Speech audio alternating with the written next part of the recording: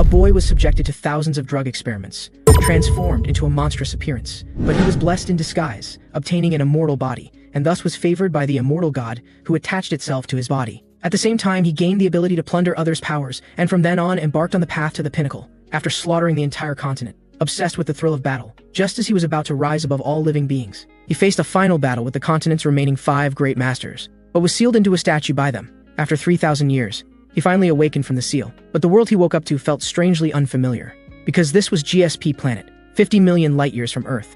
This place gathered creatures from all planets across the universe, and the 2 humans walking on the street appeared particularly cautious, simply because humans here were regarded as the lowest race. Soon enough, the 2 finally arrived safely at the GSP elimination arena. Every 100 years, a cosmic fighting championship is held here. All civilizations in the universe participate, and today is the first day of competition.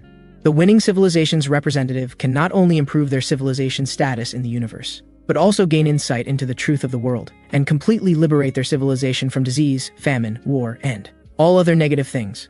Ladies and gentlemen from across the universe, welcome. Welcome everyone to the GSP Fighting Elimination Tournament. The contestants this time are Agni from planet Ifrit, ranked 972nd in civilization, and Panin from planet Piglo, ranked 639th in civilization, will become the victor of preliminary Group 6. Let's wait and see.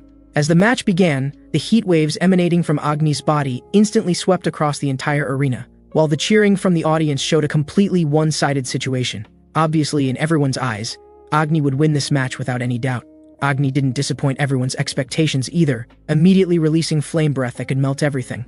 The next second, the entire arena was filled with raging flames. Seeing this scene, worry appeared on the faces of the 2 Earthlings. It seems a level 1 civilization defeating a level 3 civilization is just wishful thinking. How would we humans fight against such monsters? It turns out they were Earth propaganda team staff members, here to find weaknesses in other biological civilizations to help improve Earth civilization representatives' chances. At this moment, Mark suddenly spoke up. Should we continue looking for weaknesses? It feels meaningless. Rena didn't deny this, but what made her unhappy was, not a single alien above level 3 civilization in this arena was taking this match seriously. She had thought this was a match that could change destiny, that everyone would be different from usual. But in the end, they simply didn't regard us level 1 civilizations as worthy opponents. Even so, there was still a child in the audience desperately cheering for Panin. Seeing this, Mark also felt sorry for Panin. Your civilization's luck is too bad. Your opponent is one of the best among level 3 civilizations. At this moment, another shout came from nearby. The match is about to end. That waste who only knows how to dodge has been burned to ashes. The child immediately retorted, "Don't talk nonsense if you don't understand Panin." But what responded to her was mockery. "You rude little brat from a lower race, are all of you this impolite?"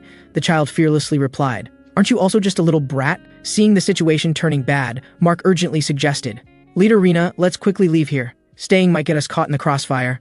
As he spoke, that person suddenly threw away the beer in his hand. The next second, he transformed into a burly giant. It turns out he was an engineer from the Elf, ranked 1/300th in civilization, and terrifying big guys like him are considered ordinary people on their planet. But even an ordinary person like him could beat Panin to a pulp within 10 moves. But Rena beside them couldn't stand it anymore. "If you're so amazing, you only know how to show off in front of children? Someone like you calls himself ordinary? Don't make me laugh, you clearly look like a waste." Hearing this, the big guy's veins bulged with anger. "Have you lower civilization guys all gone crazy?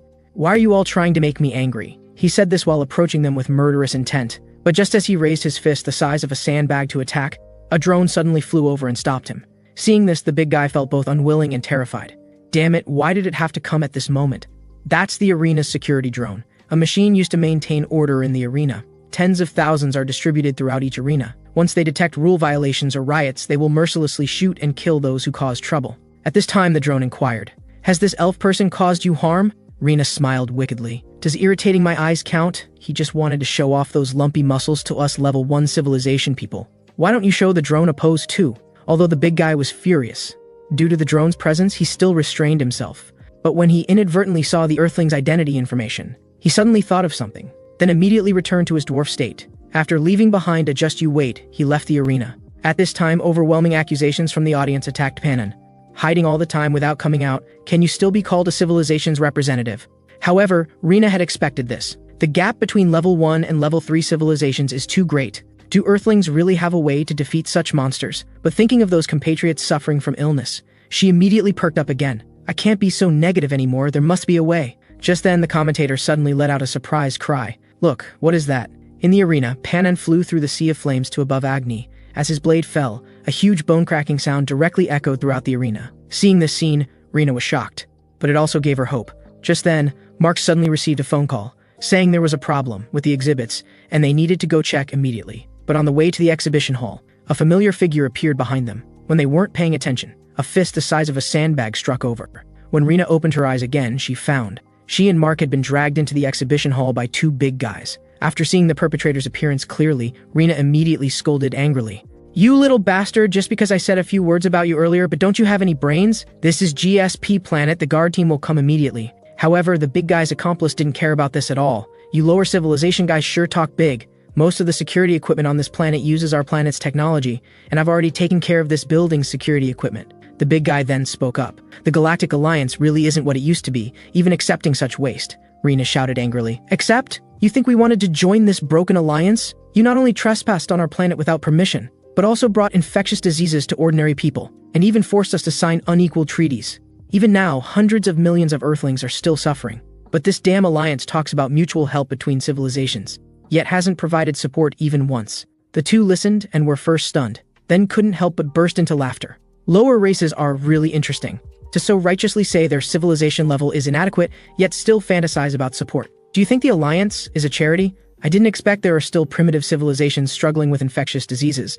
Isn't that kind of thing only supposed to appear in exhibition halls like this? But when they walked into the display area storing ancient artifacts, a voice suddenly reached their ears. "I was wondering which sect was managing me. Turns out it's the Shaolin sect. Not bad, also quite a famous sect. But speaking of which, your Shaolin temple's decorating style has become way too exaggerated." However, these two big guys didn't understand what he was saying at all. But Rina, who understood the language, suddenly thought of something. So she urgently shouted in Earth language, "Go call the guard team quickly, say these guys want to violate Alliance regulations." Although the immortal demon didn't understand her meaning, he could be certain this girl was one of his kind. Thinking this, he directly swung his fist toward the two big guys' whirlwind fist. When the smoke cleared, both big guys had lost all vital signs on the spot. Seeing this scene, Rina was completely dumbfounded. At this time, the immortal demon spoke again. "Little girl, don't just stand there stunned. I'm sure you can understand what I'm saying. I have many questions I want to ask you now. You better not think about running away. Otherwise, I'll kill you. Tell me where this is." But after learning from the woman that this was an exhibition hall building, he was immediately confused. Isn't this the Shaolin temple? But this bald head? That's right, the aura emanating from his body is indeed different from the Shaolin temples. The indoor decoration is also somewhat strange. For those bald heads, this feels too flashy. "So what exactly are you?" Rina didn't respond immediately, although she was very afraid. The terrifying power this man displayed made her even more curious. So she mustered courage and began examining the immortal demon's body. The language used and appearance are clearly Earthling, and there doesn't seem to be any special devices, so how was that explosion just now produced? The impatient immortal demon grabbed her hair and questioned. "What are you, crazy woman, randomly touching for?" Rina pushed his hand away and asked back, "Who exactly are you?" This made the immortal demon somewhat surprised. There are actually people who don't know my name. But just as he was about to announce his title, the big guy's accomplice suddenly attacked. However, facing a fist bigger than his own head, the immortal demon countered with a backhand punch, then immediately followed up with a dragon claw strike. As white smoke rose, the next second the big guy was directly blasted away. Seeing this scene, Rina was completely dumbfounded. Is he really an Earthling? At this time, the immortal demon inquired again. "Can't you tell who I am even now?" Rina immediately expressed her apology. "Since I spent most of my time on alien planets, I don't know much about the situation on Earth." But what she found strange was that a guy with such terrifying power had no fame whatsoever. Hearing these unfamiliar terms from Rina's mouth, the immortal demon was confused. Just then, Mark came over with a bruised and swollen face. Looking at the devastated scene and the strange man in front of him, he was very curious about what had happened. But after learning from Rina that this was all the man's doing, Mark immediately expressed gratitude for his rescue. "But if you don't reveal your identity, it's hard for us to trust you." The immortal demon brushed away the hair covering his face. "I am the immortal mad demon who made all of Central Plains martial arts world tremble in fear, Lord Jinwal Ma." Hearing this, both were dumbfounded. What is this? Settings and names that even elementary school students wouldn't read. Leader Rina, is this guy mentally unstable? However, Rina had a bold idea in her mind. Regardless, this guy has extraordinary strength, maybe... Before she could finish speaking, the ground suddenly trembled. It turns out the big guy who was knocked down earlier had recovered. Damn it, it's all because of this suppressor around my neck. If it weren't for this, I would have beaten those guys to a pulp long ago. Seeing this, Mark urgently suggested everyone run away quickly. But Rina issued a challenge. "Lord Jinwal Ma, do you think you can beat him? That guy didn't even use half his strength just now." Hearing this, Jinwal Ma immediately became interested. "So that guy is very strong?" He said this while excitedly walking toward the big guy. This left Mark very confused. "Leader, what are you doing? You should know better than anyone what that guy is like when he goes berserk." However, Rina remained unmoved. The reason she did this was not only to understand this person's strength more deeply, but this might also be a great opportunity for Earth civilization to turn things around. But Mark thought she had gone crazy. After saying this, he hurriedly left. At this moment, Rena couldn't be sure if doing this was right, but thinking of those suffering compatriots, she decided to bet her life to verify her thoughts once. After all, she had personally witnessed that person's terrifying power, the power that could completely suppress such extraordinary monsters. At this time, seeing Jinwoo Ma approaching, the big guy instantly became furious. He even recklessly crushed the suppressor around his neck. "You ignorant level -1 civilization, today I'll make you all die here." The moment the suppressor was completely released, the surroundings instantly filled with lightning and fire. Now let you feel the real difference between civilizations. With a wave of his hand, countless metal fragments carried lightning momentum and smashed toward Jinwoo Ma. However, Jinwoo Ma not only didn't die, but showed an intriguing smile. "This thing is simply too tempting." After saying this, he directly scattered all the metal fragments. "Big Baldy, I want your power." Seeing this scene, the big guy was shocked. He actually broke through my magnetic force completely unharmed. Could this guy be stronger than me, with the suppressor removed? No, this is absolutely impossible. Thinking this, he began frantically hammering toward Jinwoo Ma's position. But Jinwoo Ma seized the opportunity and rode on his head. For the big guy who prided himself on being a higher-level civilization, this was simply a great humiliation. So he first drove Jinwoo Ma away, then his fists began gathering yellow lightning. But what he didn't expect was, yellow lightning also began gathering around Jinwoo Ma's hands. Even yellow stripes appeared on his body. Damn lower race, you can actually imitate our civilization's cosmic power. So this thing is called cosmic power. Very good, I like it very much. As a return gift, let me show you my real power this time. After saying this, he rushed forward at lightning speed, colossal palm of the raging tiger. The next second, he directly penetrated the big guy's body. This isn't imitation, this is what I plundered. Rena, who witnessed the entire process, was completely dumbfounded. He actually defeated a level 3 civilization using cosmic power. At this moment, Jinwoo Ma looked at the lightning in his hand, still unsatisfied. This really is amazing martial arts, it even makes one feel excited. So he hurriedly came to Rena and demanded she take him to where those bald heads were. However, Rena was even more excited than him. As expected, that's what you came for, right? The purpose of smuggling to this planet was to prove your own strength. Since that's the case, I know many guys more powerful than that one. So Lord Jinwoo Ma, please become Earth's representative in the GSP fighting tournament. Then Jinwoo Ma told Rena all about his experiences. It turns out that 3,000 years ago, the aging blood demon cult leader, in order to achieve the immortal divine soul, actually launched an inhumane experiment, and he became the first survivor of the experiment. The pharmacist immediately brought him to the leader to claim credit. "Leader, I finally succeeded. This guy is different from others. Even without giving him a drop of water or grain of food, he can live for a long time." However, the leader was very dissatisfied with this. "I endured for over 10 years. You guys only managed to create an ugly dog." The pharmacist hurriedly begged for mercy. "Please give us a little more time, we will definitely complete the immortal divine soul." As soon as he finished speaking, his hands began uncontrollably opening the medicine, as all the medicine was drunk. The next second, he turned into a monster with an ugly head and face. At this time, the leader, whose time was running out, desperately pleaded, "Have you forgotten our years of fighting together? I know you're still inside my body, so quickly grant me the immortal divine soul." It turns out that since ancient times, a legend has circulated in the human world. The soul of a strong person who understood the truth of all things would find a soul filled with resentment, lead him to the peak to realize his own great cause. Although people thought this was an absurd rumor, the leader had deep experience with it. His rise from a nameless nobody to cult leader, standing at the pinnacle of the martial world, was due to possession by a strong person's soul. However, what responded to him was mockery. "I didn't expect you to still be so stupid at the end. The immortal divine soul was completed long ago." Hearing this, he immediately understood something. But when he was about to resist, it was too late. After Jinwoo Ma killed the leader, a voice suddenly rang in his mind. "Do you hate this world? Do you hate those who destroyed you? I can help you get rid of all the people you hate. But from now on, you must join me in defeating all the strong people in the world and turn their power into ours. Are you willing to stand at the pinnacle of martial arts with me?" From then on, he embarked on a path of opposing all of Central Plains and gained a title that made everyone tremble in fear, the Immortal Demon. But good times didn't last long. Finally, under the joint siege of the remaining 5 great masters of Central Plains, he was sealed into a statue. Just like this, after experiencing 3,000 years, time returns to the present. This made Rena fall into deep thought. Martial world? Sealing? It's like a novel setting. So he can speak fluent universal language because he absorbed that elf person's power? But she had never heard of such an ability. But if it weren't like this, everything she saw couldn't be explained. So how did humans lose these abilities? Is it like lost technology? Just then, Jinwoo Ma suddenly leisurely walked toward the door. Seeing this, Rena hurriedly stopped him. "Where are you going alone now?" Jinwoo Ma thought for a moment, I don't seem to need your help to find strong people either. Rina stopped him again. I said I would take you to find them. Please don't wander around. This isn't the world you're familiar with. However, Jinwoo Ma turned a deaf ear to this. But when he walked out the door, he was completely dumbfounded. What are all these strange-shaped things? Rina, who followed closely, patted his shoulder. Welcome to the 26th century. Now is the year 2600 of Earth calendar, the cosmic exploration era. As the name suggests, it refers to the era of transcending Earth and beginning communication with other civilizations in the universe.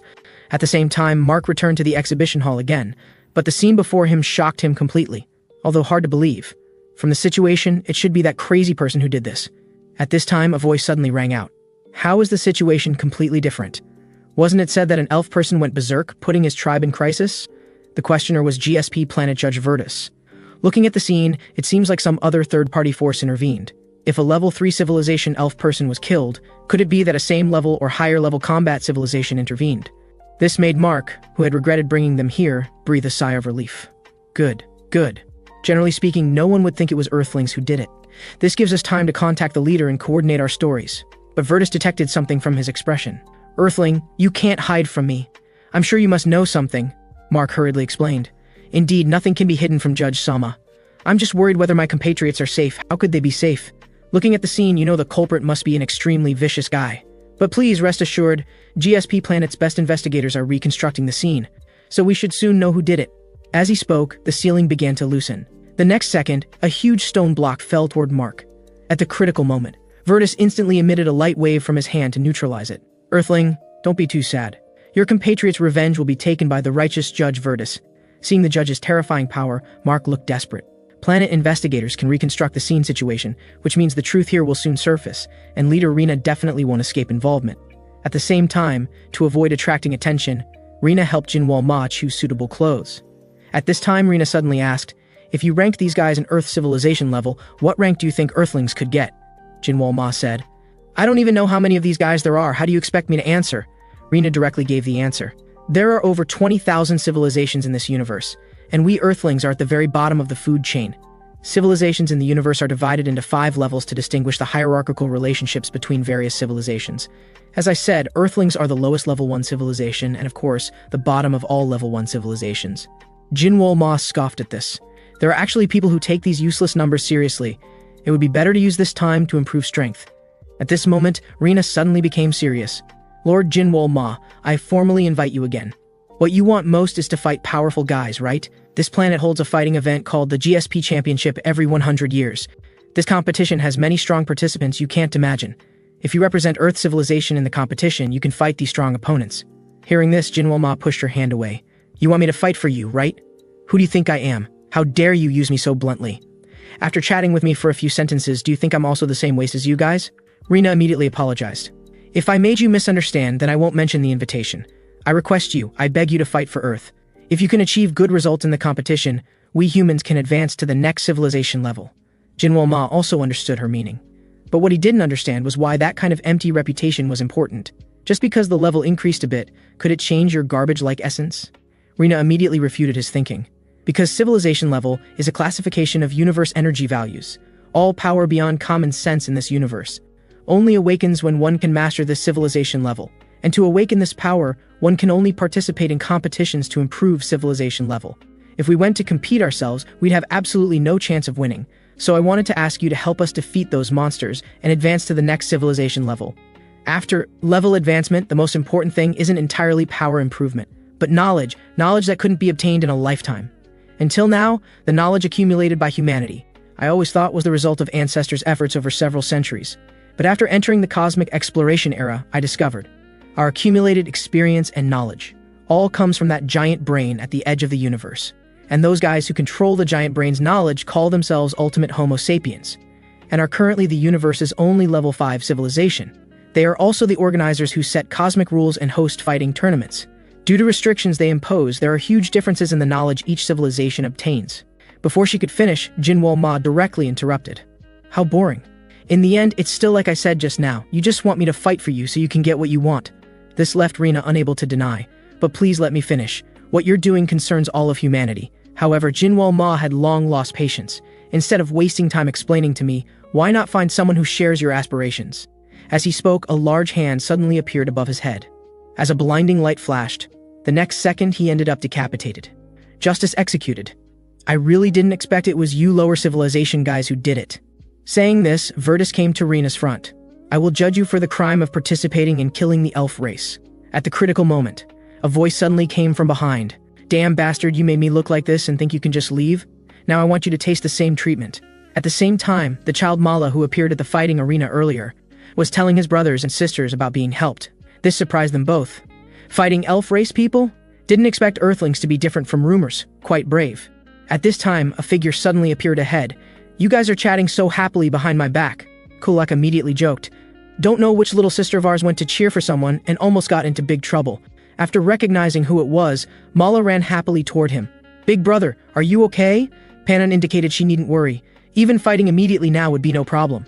Just then, the fire in the distance suddenly caught everyone's attention. Someone in the crowd was discussing. Judge Virtus appeared on F Street, said to be chasing earthlings who killed elf people and fled. Hearing this, several people felt this setting seemed familiar, but couldn't remember where they'd seen it. At this time, Mala tugged at Panan's hand. Seeing her hesitant appearance, Panan immediately asked, Did something happen? At the same time, Rina looked at the scene before her in disbelief. Didn't expect that guy could hold his own against Virtus. Just when Jinwoo Ma thought it was over, several light waves suddenly shot from beneath his feet. Seeing this, he hurriedly pulled back. The next second, Virtus walked out from the ruins. At first I didn't quite believe it, but you really did absorb the elf person's cosmic power. You're more dangerous than I imagined. Jinwoo Ma smiled mockingly. What? Are you starting to regret messing with me now? Saying this, his right foot suddenly stomped and he charged forward again. Earthbound spirit, heavenly domain. It's too late to regret now. Seeing the great battle about to erupt, people fled, fearing they'd be affected. But Rina still stood there in a daze, not knowing what she was thinking. Just then, a large hand suddenly covered her mouth. Calm down, I'm here to save you. The person was Panan. Seeing this, Rina seemed to think of something. Could this guy be the planet Piglo civilization representative where that kid belongs? But what are they trying to do? Panan told her he came to repay a debt. We Piglo planet people always repay kindness received. But please understand, we can't save your compatriot. After all, judges are all monsters who made it to the GSP fighting tournament finals. After saying this, he fled the battlefield regardless of Rina's wishes. On the other side, the battle between the two had already reached white-hot intensity. Facing Jinwoo Ma's umpteenth attack, Virtus remained calm and composed. It seems the elf person's power isn't all you have. Saying this, he lightly raised his right hand. The next second, a huge light wave easily neutralized it. The terrifying power even affected areas within several miles. These flashy things are nothing but parlor tricks before me. But at this moment, Jinwoo Ma flashed behind him. Just when he thought he had succeeded, a finger suddenly appeared before his eyes, before he could react. The next second, a huge light wave engulfed him. On the other side, Rina was still struggling desperately. Let me go, I need to save that guy. Just then, something full of flames suddenly fell from the sky. When Panan looked carefully, he discovered it was the earthling he couldn't save. In shock, golden light began falling around them.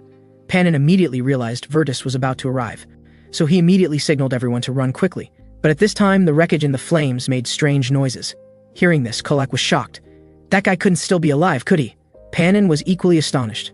How is this possible? He can actually keep recovering under Virtus's flames. Could this earthling's cosmic power be? Before he could finish, a voice suddenly interrupted. Super speed regeneration? What a pity such power is possessed by such an ant. After seeing Virtus, Panan hurriedly asked Rina, Do you think this earthling can still survive? Rina firmly gave affirmation. After all, she had seen him recover from more severe injuries. Hearing this, Panan immediately suggested quickly taking him to the GSP contestant registration office. Once he becomes a GSP contestant, Virtus won't dare touch him easily. After explaining everything, he walked toward Virtus without hesitation, even though Kulak had 100 reasons to disagree with Panan's actions. Since things had come to this, he could only follow orders and take the two away. Foolish guys, do you think you can escape from my Virtus's hands like this? But just as he was about to fire, a dark force suddenly annihilated it. I heard that before becoming a judge, Virtus was a Helicionian, and Helicionians who use light power fear darkness most. And today, after winning the fighting match, I awakened our civilization's cosmic power, which happens to be dark power that can manipulate darkness. I think this must be our ancestors guiding us to help Mala's benefactor. On the other side, the two who arrived at the registration office were refused by the registration officer. Rina hurriedly took out her credentials for verification. I'm an Earth representative, please help us. The officer looked to the side with difficulty. Even so, the contestant you brought in this condition? Rina hurriedly interrupted. He's fine. As long as you approve it, I guarantee he can participate on time. Soon the argument at the registration office attracted attention from other civilization beings, but when they learned Earthlings were refused registration for competition, everyone showed strange smiles. That weakest civilization also wants to compete? Wouldn't that be easy points? So in an instant, shouts demanding registration filled the hall. After registration was successfully completed, Rina finally breathed a sigh of relief. But when she turned around again, she found Jinwoo Ma had disappeared at some point. At the same time, the battle on F Street was also coming to an end. Lower races' thinking is really incomprehensible. You risk your life to save them but gain no benefit. Is it really worth it? Now let me send you on your final journey. Just then, a voice suddenly stopped him. That guy who only knows how to scratch. We haven't settled our score yet. Seeing this, Virtus raised his hand to unleash a light wave.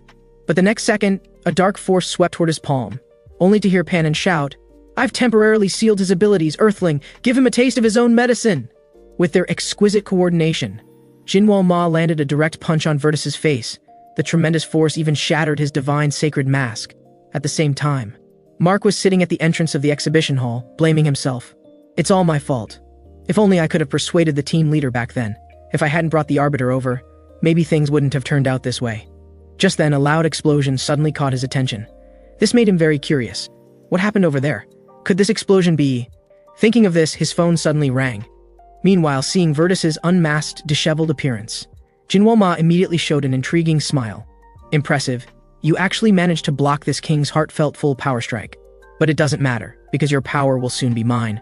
This instantly enraged the already humiliated Virtus. Unforgivable. You have left a scratch on my divine sacred mask. I will now tear you apart, you lowly bug.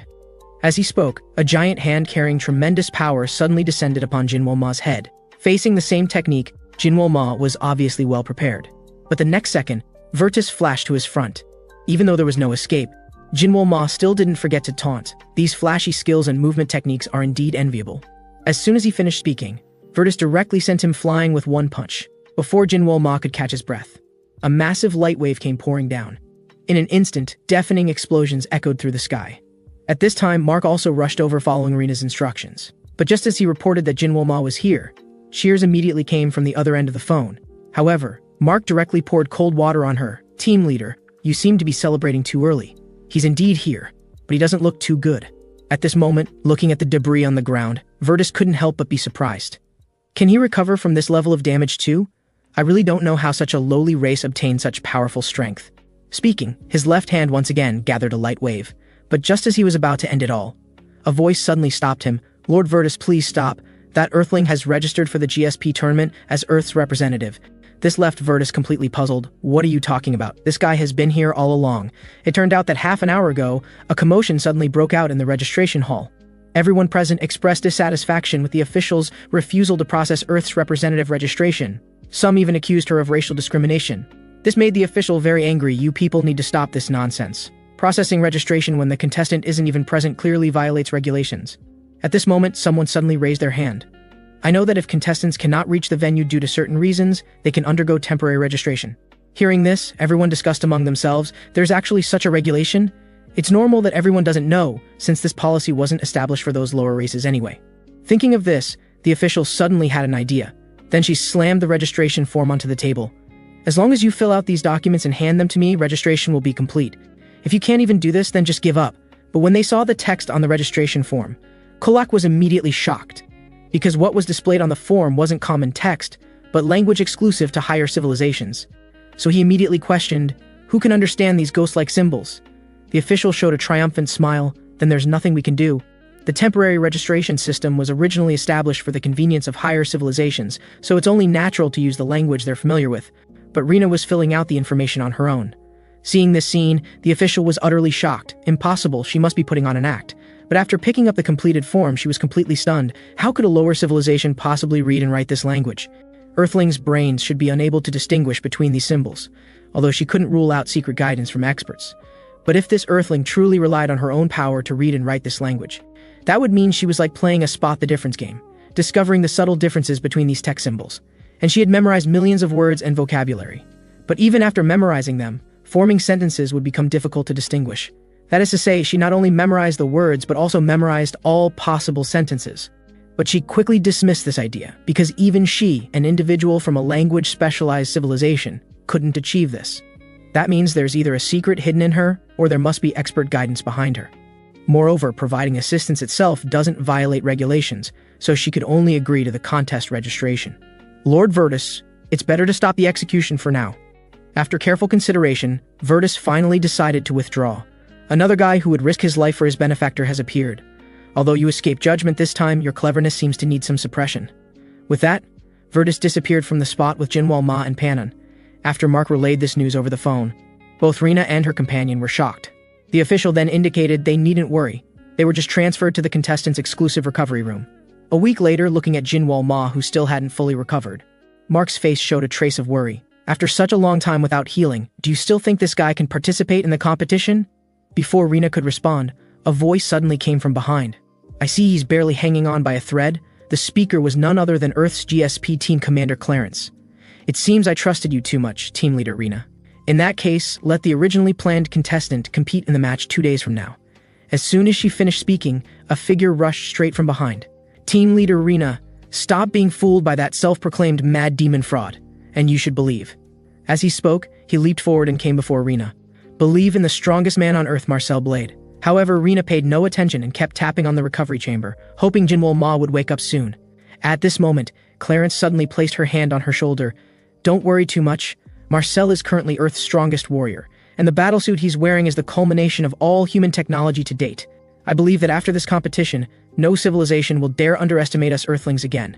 Just as Team Commander Clarence decided to send Earth's strongest warrior Marcel to compete, Rina began pre-match analysis with everyone in the preparation room. This time our opponent is the Viserians, ranked 320th in civilization. Their home planet is composed of high-strength rock, with lava and toxic gases erupting everywhere, known as a hell planet. So they possess ultimate physical strength. And our opponent this time, Brick, is particularly outstanding among them, known for his extraordinary physical abilities. Therefore, what we need to pay attention to in this match is... Before she could finish, a voice suddenly interrupted her. Let's stop here. The opponent is a first-level civilization just like us, so leave the rest to us. Publicity Team Leader, please go back. The speaker was Earth Civilization Fighting Team Coach Steele. Wait, I heard there was a conflict with aliens and the exhibition hall was smashed. Doesn't that mean there's nowhere to go? Just then, the dispatch coordinator came to notify, please have the next contestant proceed to the waiting area. Seeing this, Rina hurriedly stepped forward. The strategy I prepared is... Steele interrupted again. We don't need that kind of thing. Just watch the match peacefully. Rina couldn't help but burst out, damn it, where does your confidence come from? I think you've just been on Earth too long and don't understand anything. Those aliens won't play by Earthling common sense. Only through strategy and analysis do we have a chance to defeat higher civilizations. In other words, victory depends on strategy, especially for Earthlings who are at the bottom of the universe rankings. As she said this, a gunshot suddenly rang out from behind her. Team Leader Rina, saying such things to team members before a match isn't quite appropriate. I think you're the one who's been in space too long. At this moment, Steele calmly watched Marcel catch the bullet. You're also underestimating Earthlings too much. We Earthlings have invested enormous budget, time, and manpower for this tournament over the past 100 years. Marcel also indicated she needn't worry. As he spoke, he showed her the battle armor's complete form. So please believe in me. I definitely won't let Earthlings down. At the same time, Mark was sitting in the audience waiting for the match to begin. But just as he wondered why the team leader hadn't arrived yet, a hand suddenly grabbed the food from his hands. What's this? Can it be eaten? Mark hurriedly explained, I just happened to meet someone who said they were the team leader's acquaintance. As Rina wondered, a voice suddenly came. Miss Rina, long time no see. Your luck is really good. The speaker was Kolak. However, Rina looked dejected. For that guy, our Earth representative is basically a free gift, isn't it? Just then, the host's voice suddenly rang out in the arena. Dear audience, thank you for waiting. The match for preliminary Group 8 is about to begin. Now please welcome the contestants. They are Earth's representative, ranked at the bottom with nowhere to retreat. Marcel ranked 12/700th. Hearing this, Kolak was very puzzled. Who is this guy? Wasn't that kid your planet's representative before? Before Rina could respond, Panon spoke first. Seems he hasn't come out of the recovery chamber yet. As he spoke, he raised his right hand inquiringly. Do you recognize what this is? Rina guessed. This wouldn't be a power suppressor, would it? Panon confirmed. When I came out of the recovery chamber, I found it on my hand. Although the wearing position and shape vary from person to person, that guy definitely has one too. This made Rina fall into deep thought. Come to think of it, Jinwoo Ma did seem to have something around his neck. At this moment, Mark suddenly asked what a power suppressor was. As the name suggests, it's a device that suppresses cosmic power. Because some civilizations' cosmic power can easily take lives even with brief use. So civilizations possessing these powers must wear them mandatorily when on other planets. Hearing this, Mark suddenly thought of something. So the martial arts that guy used weren't ordinary fighting techniques, but Rina immediately confirmed his speculation. Should be cosmic power. Although super speed regeneration is a rare ability, it's already widely known. But what she couldn't understand was that many of the various abilities Jinwoo Ma mentioned about ancient Earthlings were inconsistent with cosmic power. So what exactly happened to Earth during the time Jinwoo Ma was sealed? At this moment, the host's voice rang out again. Now please welcome the next contestant. They are a race that survived on the most hostile planet in the vast universe.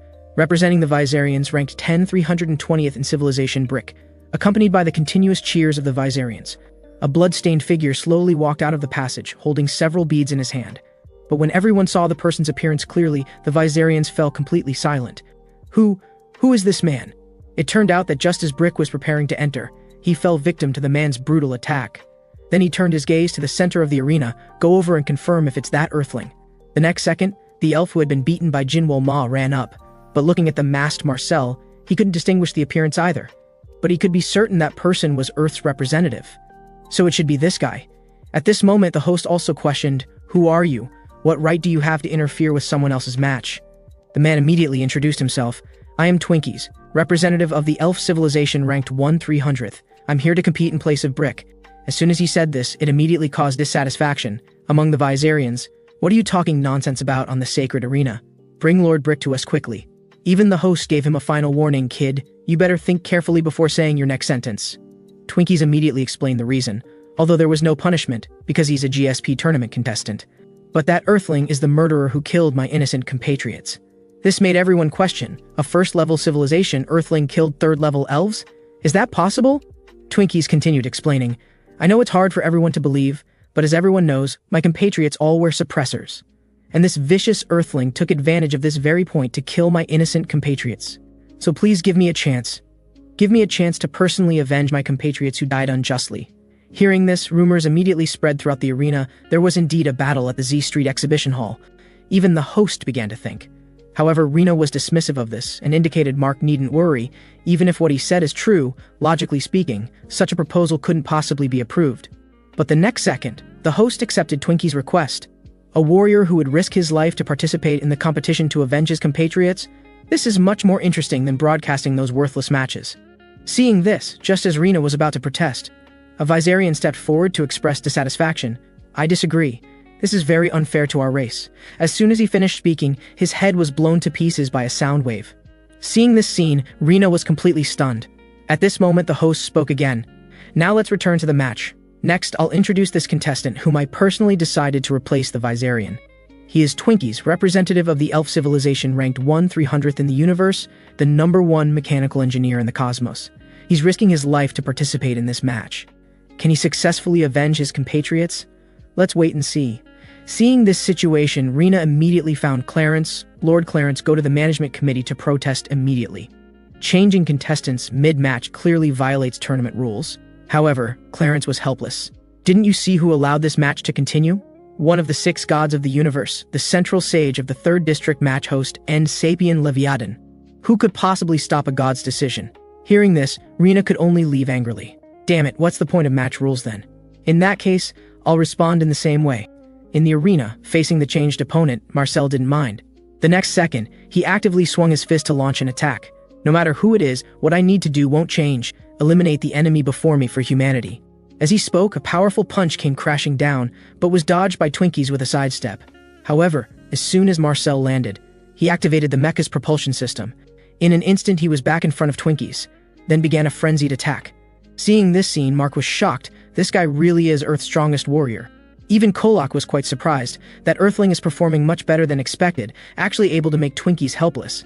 In contrast, Panon's expression was very grave. At this moment, Marcel, who had the upper hand, entered overload mode. The next second, an explosive punch heavily struck Twinkies. The tremendous power even shattered the ground. Witnessing the entire process, Clarence looked incredulous. Is the match over just like that? Marcel seems to have struck a victory pose. He's accomplished the impossible once again. Thinking of this, he suddenly recalled the first day he met Marcel. At that time, the mission to eliminate the criminal organization had failed. He himself was also severely injured. Facing a life-or-death situation, he immediately ordered himself to go attract the criminals' attention, and told Marcel to take the opportunity to escape and report the situation here to headquarters, and be sure to eliminate this criminal organization. However, as soon as he finished speaking, Marcel pulled the trigger. The loud gunshot also attracted the criminal's attention. He immediately questioned what Marcel was doing. Marcel's eyes were filled with determination. The general's second mission: eliminate this criminal organization. Execute immediately. With that, he charged out without hesitation. At this moment in the arena, as the smoke slowly cleared, Twinkie's figure appeared before Marcel again. This left him quite surprised. Didn't expect this guy to be so durable, he said as his left palm began gathering power. But the next second, Marcel's entire left arm was blown away. The speed was so fast that he only felt the pain several seconds later. Even Clarence couldn't see what had happened. Only Twinkies was seen raising his finger and speaking coldly. What's so surprising about that? Didn't you fight my compatriots before? This left Marcel very confused. What do you mean? Before he could finish, an energy burst forth instantly, and Marcel's proud mecha shattered in an instant. At the same time, he was violently sent flying. Looking at such a helpless opponent, Twinkies couldn't help but question internally, is he really the one who killed my compatriots? Thinking this, he directly ordered Flock to confirm. But after seeing the appearance clearly, he discovered it wasn't the guy he had seen at all. Learning this news, Twinkies slowly walked to Marcel's front. I thought so. How could you fool, possibly defeat my compatriots? Tell me, where's that damn guy? Looking at Marcel's pained expression, Clarence angrily clenched his fists. Damn, Twinkies actually tore off Marcel's leg again.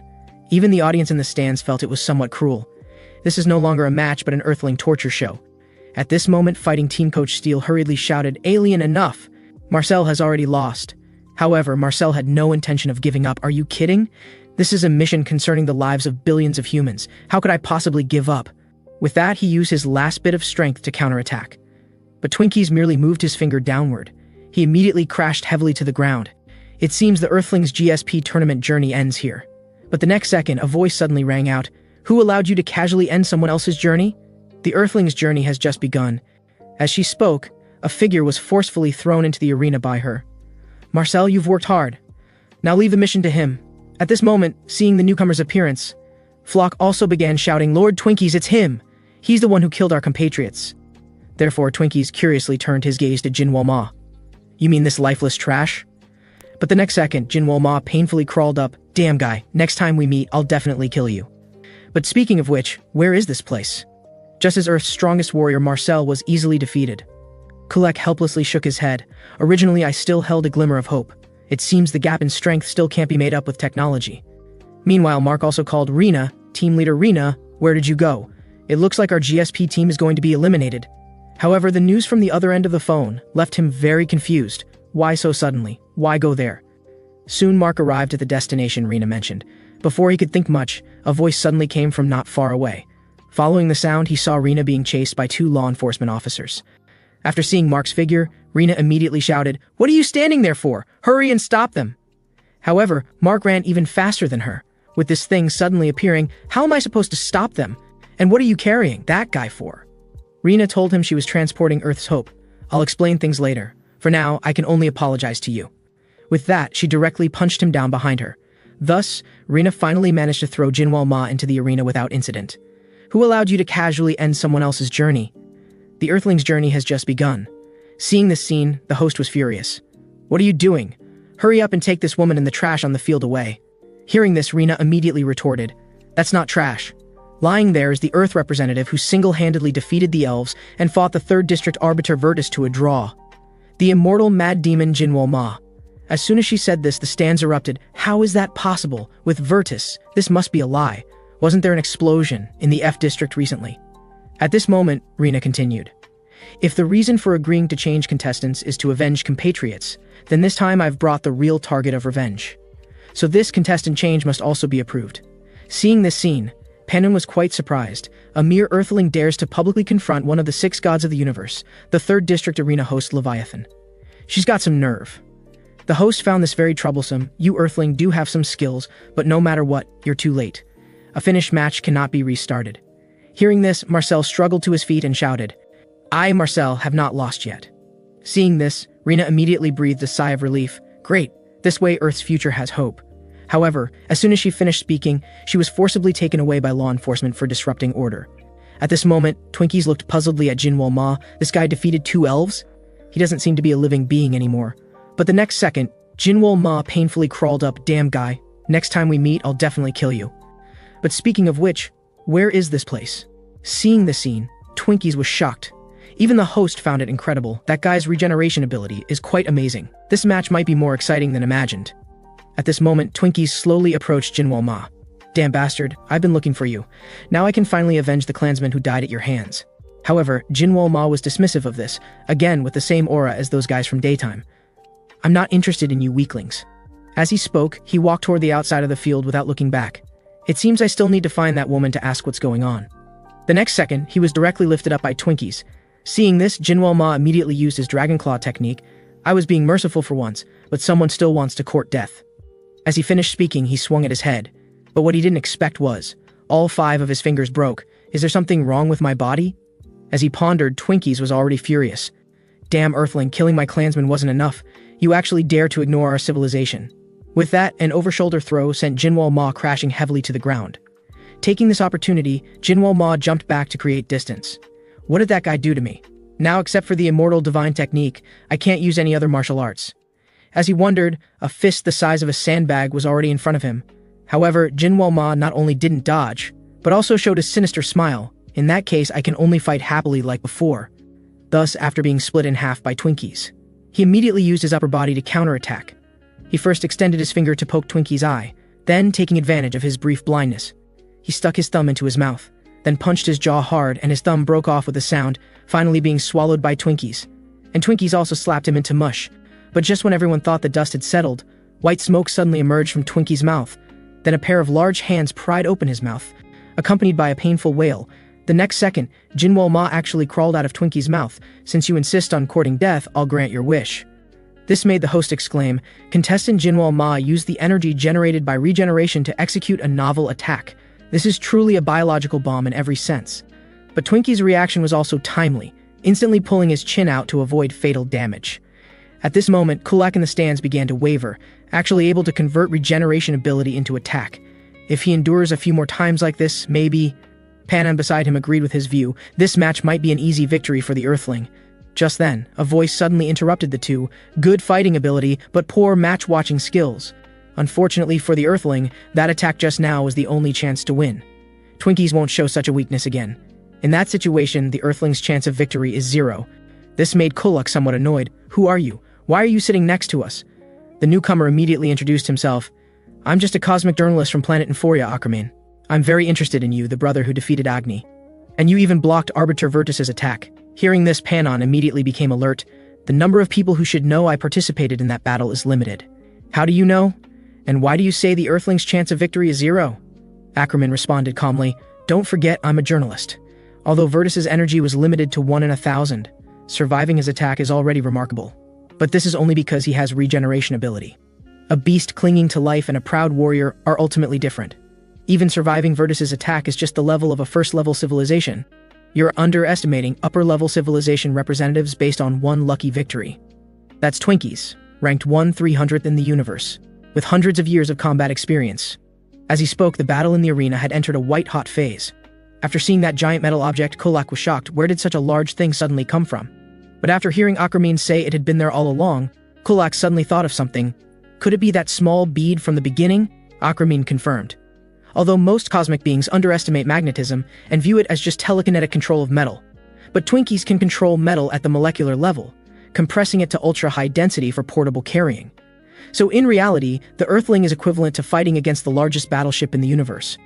Hearing this, Kulak immediately became angry. So this guy had that kind of ability from the beginning but kept it hidden. Is he toying with us? Ackerman was indifferent. This GSP tournament is watched by the entire universe. It's also a mega event that changes civilization's fates and demonstrates power. But using your ultimate technique against a first-level civilization Earthling in the first match would be a loss even if you win. Moreover, the metal Twinkies uses is as important to elves as their hearts. Using it on a first-level civilization would be considered shameful by them. It turns out that elves, being cosmic steel craftsmen, are born with hundreds of grams of metal substances in their bodies. After growing to 6 months, these substances gather in the body and are expelled through a behavior called iron spitting. The material spat out at this time is soul steel.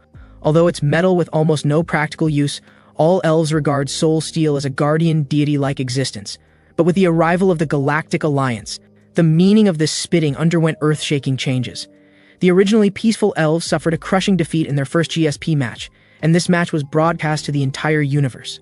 From then on, these peace-loving people became objects of mockery and ridicule by other civilizations. Some even plundered their resources under the guise of trade. Finally, one day, the king could bear it no longer. He began an experiment no one could imagine. That was to force newborn babies to swallow metal within 6 months. He believed this would make the soul steel they spat out stronger. But in this experiment, over 70% of the babies died because they couldn't spit out the metal. Even the babies who barely survived due to irregular metal flow in their bodies mostly spat out worthless metal. But fortunately, a small portion spat out unprecedentedly powerful metal. And Twinkies, the king's beloved son, was a survivor of this death trial.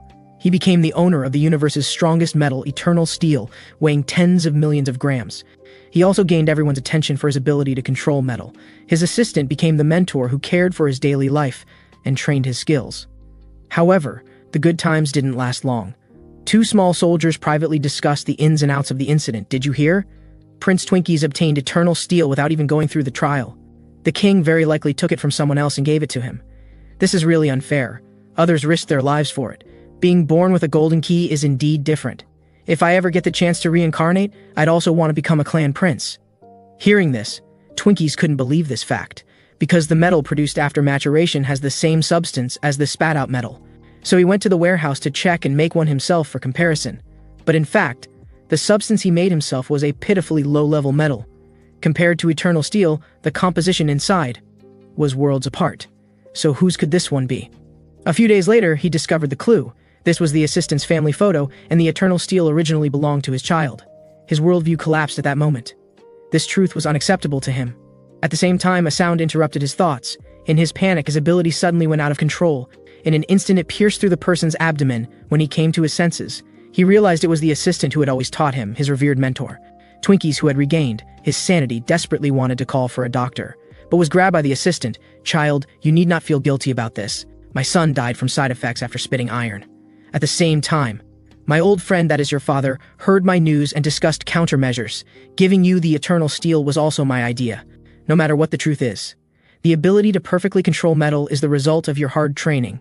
So, Your Highness, you will surely be able to save and protect our people. From that day on, he made up his mind to use this eternal steel to make his civilization surpass any civilization. At this moment in the arena, with the blessing of eternal steel, Jinwo was soon torn to pieces. But just when Twinkies thought the outcome was decided, the host let out another cry of surprise. "Contestant Jinwo is moving! He's not dead yet, the match isn't over." Hearing this, Twinkies was shocked. But when he turned around, he found Jinwo was healing at an incredible speed. This left him very puzzled. Fighting until now, even I, a third-level civilization person, am almost out of cosmic power. Why does he, a first-level civilization earthling, still have remaining energy? As he pondered, Jinwo suddenly showed a sinister smile. "Now it's my turn." Jinwo, who had been torn apart, has miraculously come back to life. This turned the previously clear situation into confusion once again. Even the host found this hard to believe. The match isn't over yet. Contestant Jinwo has stood up again. Witnessing this scene, Twinkies moved his finger. The eternal steel that was just the size of a bead instantly transformed into a massive sharp cone. "You just like a bug, I will kill you forever." However, just 1 second after he finished speaking, Jinwo suddenly flashed in front of him. Before he could react, a heavy punch was thrown directly at his head. This surprised Aquaman in the stands. Why is this guy's speed completely different from before? But that's all there is to it. The Elf Star people's skin is harder than ordinary steel. As expected, the unharmed Twinkies immediately activated Eternal Steel to counterattack. The powerful force directly pierced through Jinwo body. But Jinwo not only didn't die, he actually pulled himself out and launched a counterattack. While sending Twinkies flying, he also delivered a heavy kick. This left Twinkies completely bewildered. This guy actually hid such strong power. Jinwo was also puzzled by this, although I don't know what's happening, but the flow of chi seems to have returned. Then let's end this quickly with a decisive battle. With that, his hands began gathering yellow lightning. The next second, deafening explosion sounds rang out in the arena. Seeing this scene, Aquaman's heart began to waver. I didn't expect this guy to be hiding that kind of ability. In that case, it's a different story. Elf Star people are a civilization skilled in strength and defense. It's completely impossible to dodge that attack just now. But when the smoke cleared, they found that Twinkies had actually created a shield to defend himself. This left Aquaman extremely embarrassed. Of course there are exceptions too. Jinwo also didn't expect this thing to be so hard. While he was distracted, Twinkies seized the opportunity and activated Eternal Steel again. The next second, countless spikes directly pierced through his entire body. Seeing this, Jinwo suddenly recalled the scene of fighting elf people before. Thinking of this, he showed a sinister smile. At this time, Twinkies was controlling Eternal Steel to surround himself. His regeneration ability is ultimately a limited ability that consumes energy to maintain, so as long as I hold out until his energy is depleted. However, before he could finish speaking, Jinwoo Ma broke through the eternal steel with his bare hands and rushed in. This left Twinkies both surprised and confused. How did this guy do it? Our civilization's pride, the eternal steel was so easily broken through. While he was distracted, a large hand suddenly grabbed his head. The next second, he was thrown out of the eternal steel. Seeing this scene, Flock urgently shouted, "Prince Twinkies, that guy can also use magnetic force." Hearing this, Twinkies was shocked. What are you talking about? How could a first-level civilization possibly use more than 2 types of cosmic power? But after seeing Jinwoo Ma activate Eternal Steel, he immediately gritted his teeth in anger. This guy actually wants to use Eternal Steel against me. This absolutely cannot be forgiven. With his loud shout, Eternal Steel immediately began gathering towards his body. The next second, a giant clad in armor appeared before Jinwoo Ma.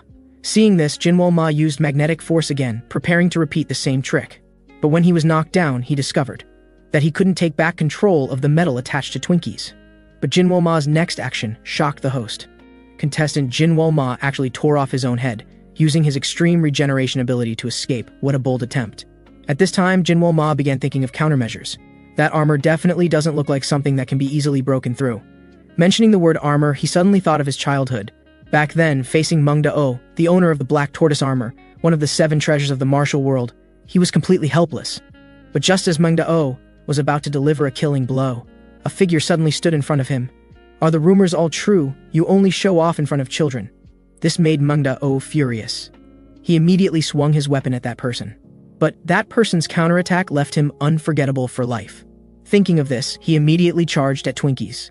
True essence shattering fist. With one palm strike, everyone's attention was focused on Twinkies. But Twinkies pointed at his chest and let out a mocking laugh. Now you understand, you absolutely cannot break through eternal steel. However, before he could finish speaking, the next second, countless blood spurted out from within the armor. At this time, Jinwoo Ma spoke calmly. Although it's indeed useful metal, you seem to have forgotten something important. Even with the most famous sword, victory isn't decided by the sword, but by the person wielding it. Seeing the outcome decided, Akramin left the arena early. The universe has existed for about 15 billion years. Even if cosmic power is endless, all possible situations have occurred. But why is there no information about the anomalous phenomena of that Earthling? Is it the appearance of new abilities, or is someone deliberately hiding it? This Earthling is really interesting. At the same time, the host's voice rang out in the arena. Due to contestant Twinkies being unable to continue the match, I now declare the winner of the 8th preliminary round is the Earth Civilization representative, contestant Jinwoo Ma. Seeing this scene, Commander Clarence was shocked. A first-level civilization warrior finally achieved victory. It seems team leader Rena's words were true. Maybe we're witnessing a historic moment right now. The host in the arena continued eloquently. With this, first-level civilizations that have defeated higher civilizations in this tournament have reached 3. Before he could finish, Jinwoo Ma suddenly leaped in front of him. From the beginning, that powerful aura has been very interesting to me, so it was you. Now let me experience your strength. With that, he transformed eternal steel into a long sword and slashed down. But as a wave of flames swept by, the next second, Jinwoo Ma turned into a skeleton. The host also made a new judgment on Jinwoo Ma's offense. The previous statement is cancelled. This match ends with no winner. Before he could finish, the command coordinator suddenly brought good news. Congratulations, Leviathan, sir. Your broadcast match topped the simultaneous ratings. The total number of live viewers for the match just now exceeded 800 billion. Among the 5 regions currently broadcasting matches, the highest simultaneous rating is your match. Hearing this, Leviathan burst into laughter. 900 years, the match I'm responsible for has finally been loved by everyone again. Saying this, he suddenly thought of something. Then he pointed at Jinwoo Ma's skeleton and gave instructions. Quickly give him the best treatment. From now on, he'll be our district's star contestant. But what gives him a headache is, who should we entrust our star contestant to? Moments later, the command coordinator brought Rena a notice. Leviathan, sir, wants you to personally take away your contestant. Hearing this, Rena felt something was wrong. If it's Leviathan's message, that means that guy must have done something primitive again. Soon, led by the command coordinator, she came before Leviathan. I called you here for no other reason than because your civilization's contestant looks like he has some difficulty returning by himself. Although it looks somewhat cruel on the surface, we've already given him emergency treatment. Now take him to the recovery room and take good care of him. A few days later, Jinwoo Ma finally came back to life. Rena was also awakened by the commotion he made. So you've come back to life, your ability is really amazing. Seeing this, Jinwoo Ma immediately asked what this place was and what all these things were. Rena gestured for him not to panic. These are all devices to help you recover. Hearing this, Jinwoo Ma's eyes immediately became fierce. Who dares to help me? However, Rena showed no fear. As long as you wear this collar called a suppressor, you're just like us, nothing more than the weakest first-level civilization earthling. Hearing this, Jinwoo Ma immediately began struggling with all his might, but after discovering he couldn't break free at all, he instantly calmed down. What's going on? The blood vessels aren't blocked, but I can't feel any strength throughout my body. Just then, Rina suddenly interrupted his thoughts. How do you feel about this GSP championship? Seeing Jinwoo Ma's confused expression, Rina explained again. That's the place where you fought that steel warrior. If you continue to represent Earth's civilization, I'll help you get free from these devices right now. However, Jinwoo Ma was disdainful of this. Seeing that threats weren't working, Rina immediately pressed the switch button. I can help you remove these restraints, but before she could finish, Jinwoo Ma suddenly grabbed Rina's neck threateningly. If you don't want to be torn apart immediately, remove this thing from my neck too. Just then, Marcel suddenly limped in. Team leader Rina, what's the situation you called me for? Seeing this, Rina immediately pushed away Jinwoo Ma's hand. Then she showed an intriguing smile. The suppressor around your neck absolutely cannot be removed by yourself alone, so how about we play a simple game? If you can duel with that guy and win, I'll immediately help you remove the suppressor and guarantee never to bother you again. But if you lose, you must represent Earth civilization in all remaining preliminaries. After Jinwoo Ma agreed to Rina's proposal, he first went to the cafeteria. This puzzled Rina. When exactly do you plan to start? Jinwoo Ma, who was frantically eating, immediately responded, I want to fight now, but before that I must replenish myself properly. Also, do you guys feel hungry every day? Rina asked back, is this your first time feeling hungry? Didn't people in the past need food? Jinwoo Ma said it's not entirely like that, but compared to you weak future people, we seem to be able to persist longer. Rina immediately retorted, whether we're weak or not, you'll know after fighting Marcel. With that, she turned her gaze to Marcel. You can't just focus on eating, now you should say something. Hearing this, Marcel directly made a threat. My martial arts rank alone exceeds 40, and I'm also proficient in various military killing techniques, even though I'm now missing an arm and a leg. Don't think you can easily defeat me. However, Jinwoo Ma scoffed at this. Anyway, victory won't change because of whether you have hands and feet or not, so you'd better not waste time. Hearing this, Marcel was immediately furious. If we're being thorough, my disabled limbs have a lot to do with you too. Jinwoo Ma was not to be outdone. Don't blame others for your own weakness. Seeing the two getting more heated, Rina immediately suggested it looks like you two have eaten enough, so let's go to the practice arena and settle this. Soon after arriving at the GSP practice arena on the 80th underground floor, Jinwoo Ma showed an impatient look. Wouldn't it have been fine to settle this in the cafeteria just now? Why run to such a distant place? Rina told him, this isn't the place where you used to live. Fighting anywhere will result in punishment. Hearing this, Jinwoo Ma let out a mocking laugh. It seems the future land is full of cowards. Just as Rina was about to retort, Marcel suddenly came up to her. Although this is a battle for cooperation with that guy, I always feel something's wrong. You know he's the guy who defeated Twinkies. Even with a suppressor, he's not someone I can easily handle. Besides, I'm in this condition now. Rina gestured for him not to worry. Then she took out a huge box. This is a prosthetic from planet Artanos. It might make you feel a bit uncomfortable at first, but soon it will automatically adapt to your body. Marcel asked, this thing is quite valuable, team leader Rina. How did you... Before he could finish, Rina immediately interrupted. This was bought with my bank savings and some help from team members. This moved Marcel greatly and he promised to give his all this time. Just then, Jinwoo Ma in the distance was already getting impatient. Aren't you ready yet? I'm still waiting to take off this damn collar. But just as Marcel was about to step forward, Rina suddenly called out to him again. Before the battle, there's something I want to tell you first. Afterwards, the two came to the center of the field. Looking at the device on Marcel's leg, Jinwoo Ma couldn't help but mock. I thought you prepared some amazing equipment, turns out it's just a toy leg. With that, he began to crouch slightly. Then with a dash, he came before Marcel. But Marcel calmly kept dodging. This made Jinwoo Ma gradually become impatient, after missing with a full force strike. Marcel, who had been defending, finally saw a chance to counterattack. Then with one kick, he sent Jinwoo Ma flying. The powerful force even knocked him unconscious on the spot. Even Marcel was surprised by this. Did team leader Rina's words really come true, telling me not to be afraid because that guy was coming on stage? But Marcel was still puzzled. Team leader Rina, why were you so confident I could definitely defeat this guy? Rina directly revealed the reason. That guy's current physical abilities are worse than an ordinary person's. Essentially, most systems within the Galactic Alliance group are specifically created for higher civilizations. So that suppressor didn't consider that lower-level civilizations like us could also be affected. It's like using elephant anesthetic on a mouse. When not in battle, that guy doesn't feel anything unusual. But once he exerts force, the suppressor produces an even stronger reaction on his body. Hearing this, Marcel was very curious. But suppressors are basically used starting from second-level civilizations. How would team leader Rina know about its side effects? This instantly reminded Rina of her childhood experiences. Back then, the Galactic Alliance also kept tacitly allowing and ignoring those evil cross-universe trafficking organizations. She obtained a lot of information while barely surviving. Now that information weapon finally has an owner who can wield it. Alien kids, you better look forward to it. After Jinwoo Ma lost to Marcel, he began days of continuous challenges. But the results remained unchanged. This puzzled Marcel greatly. Team leader Rina, does this kind of training really help with the next match? Rina asked back, what do you think is the difference between higher civilizations and us? Marcel uncertainly said, is it the presence or absence of using cosmic power? Rina told him, in a narrow sense, that's correct. But from a broader perspective, it's breaking through the limits of common sense and physical laws. For Earthlings at the first-level civilization, having fire come out of their bodies, or instantly creating weapons are things beyond common sense. But for higher civilizations, such changes are as natural as breathing. Maybe if our human civilization level rises, originally incomprehensible things will become natural. For example, flying to space with bare hands or turning limbs into shields. But the ultimate standard for achieving this depends on the amount of knowledge each civilization level has. The amount of knowledge that higher civilizations can access compared to us is like comparing a giant to a dwarf. Since Jinwoo Ma's first battle had high attention, all information exposed in the match will be analyzed, and his fighting style is similar to other aliens. Evasion and defense are just secondary behaviors. Therefore, in the next match, this might become his fatal weakness.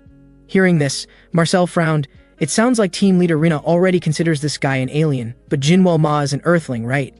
Rina gestured for him not to worry. I had the chance to confirm before, Jinwoo Ma is genetically 100% Earthling. This puzzled Marcel. Since we already won the first match, why hasn't our civilization changed at all? Hearing this, Rina looked confident. Changes will come gradually. There are 3 conditions for civilization advancement. First, the representative contestant becomes a next-level civilization person after winning matches. Second, races other than the representative won't immediately achieve civilization advancement. Third, civilization representatives will gradually achieve civilization advancement while maintaining victory. In other words, the more Earth civilization wins in competitions, the more likely it is to solve existing problems on Earth, and ultimately overcome them. And the purpose of this training now is to make Jinwoo Ma's power under various restrictions. Before she could finish, a questioning voice suddenly came. That sounds a bit strange. The newcomer was Ackerman, a cosmic reporter from planet Euphoria. Marcel immediately recognized his identity. You're those sneaky guys who use that pen-like tool to peek into others' minds. Ackerman ignored him and continued the previous topic. Your explanation seems strange to me. That Earthling's limits are obviously not those of a lower-level civilization person, but closer to a third-level civilization. So your current situation might be like this. That is, from the moment Jinwoo Ma registered as a representative, your civilization gained possibility, but there were no signs at that time. Maybe this guy is an existence completely unrelated to you. Saying this, he suddenly pointed his tool at Jinwoo Ma. How about I use this to confirm? Then you can get some secrets that even science can't know. Seeing this, Marcel hurriedly stopped him. Euphoria person, we won't trust you so easily. Ackerman immediately expressed understanding. But if you want to know more information about him, remember to contact me anytime, because I'm also very interested in him. After Ackerman left, Marcel immediately asked for Rina's opinion. Rina said he probably just wants to know Jinwoo Ma's intelligence. Besides, we don't have other choices, do we? What we need to do is place all our hopes on this guy, then find a way to win all matches. 15 days later, the second round of the GSP Championship finally began. Next is the second preliminary round, Group 8 match. First to enter is the contestant who cleared the first round fastest in this tournament, civilization ranking 5,830, Representative Birkin from planet Trensbury. He possesses the ability to control all energy of his civilization, and he's also receiving energy from 400,000 compatriots simultaneously using this ability. Look at the huge suppressor binding this contestant. Today, the beast containing hundreds of thousands of energies will be completely unleashed in the arena. Seeing this, Mark looked worried. In contrast, Rina looked confident of victory. Our side definitely won't lose. At this time, host Leviathan's voice rang out again. The opposing contestant, though from the lowest-ranked first-level civilization, defeated the universe's strongest engineer Twinkies with terrifying strength. But when he saw Jinwoo Ma's condition clearly, he was shocked. How did he end up like this? But Rina didn't care at all. This is nothing serious anyway for him. This level of injury is nothing. Sure enough, the moment the suppressor around Jinwoo Ma's neck was removed, he immediately became radiant and energetic. Seeing this scene, Mark was startled. What terrifying self-healing ability. Go Jinwoo Ma, let everyone see the results of your training. Hearing this, Jinwoo Ma immediately became furious. Damn guys, you actually gave me such humiliation, I must kill you all. But before that, I'll fulfill the agreement and first deal with the monster in front of me. At this time, host Leviathan's voice rang out. Now I declare the second preliminary round. Group 8 match officially begins. But Jinwoo Ma was very troubled, although the QI has returned because the flow was distorted. I can't use martial arts now. Do I have to wait for the flow to recover like last time? Just then, the cheering from the stands interrupted his thoughts. Planet Guardian Mr. Birkin, please defeat that guy and save our planet once again. The enthusiastic cheers from fellow tribesmen filled the audience seats, but Birkin still didn't make any special moves. Seeing this, Mark asked worriedly, a warrior with hundreds of thousands of energy. That opponent's title isn't a joke, right? Rina didn't care about this at all, although this opponent isn't easy to deal with. She only hoped everything would develop as wished. At this time in the arena, a Transbury person took a deep breath. The next second, he shouted into a huge megaphone, Guardian sir, now give the opponent a 1,000-fold punishment. As he spoke, deafening roaring sounds swept across the venue. Rina immediately realized something. It looks like Birkin is about to make a move. But Jinwoo Ma looked completely unconcerned. Can you win a battle just by being loud? But just as he finished speaking, he noticed something was wrong. Just now I couldn't feel his fighting spirit at all, but how did it change in an instant? While he was thinking, Birkin had already come before Jinwoo Ma. Then he blasted toward his position. The powerful force even affected the entire arena. Fortunately, the arena's energy barrier protected everything. Mark couldn't help but marvel at this. Is this the power of having an entire planet's energy? Seeing the cheers from the stands, host Leviathan spoke directly. The Transbury people seemed to have started celebrating. You know, Birkin's first-round opponent also had regeneration ability, but the match ended in just 3 seconds. Can contestant Jinwoo Ma hold on? Contestant Jinwoo Ma stood up again, although Birkin made a precise strike at the weakness of regeneration ability users. Contestant Jinwoo Ma avoided the fatal blow by changing trajectory with a minimal difference. This is truly surprising, but what Jinwoo Ma didn't expect was that where he was touched by that guy's energy, his regeneration ability became extremely slow. Seeing the scene, Rina and Marcel happily clapped. Mark was confused, just because he dodged one attack. Rina explained, you wouldn't understand, because even we didn't expect this would really happen. It turned out that after Jinwoo Ma fought Marcel several times, Rina asked, can you see what's different about Jinwoo Ma compared to before? Marcel told her, even with the suppressor, this guy's speed is getting faster bit by bit. I'm the one whose abilities are controlled, but my life becomes more dangerous each time. Rina was very satisfied with this. If that's the case, then 2 weeks is just enough. Marcel, I need to return to headquarters temporarily to report the situation. Continue the remaining training as usual. This puzzled Marcel greatly, although I don't understand what she's trying to do. But I must train steadily. Seeing this, Jinwoo Ma responded coldly. You still want to continue this meaningless activity? Stop holding on to such ridiculous beliefs. Do you really think someone like you can train me? Marcel said, do you know how stupid you look in my eyes right now? If it were the original you, my punches might not have any effect on you. You might think this slow attack isn't even worth dodging.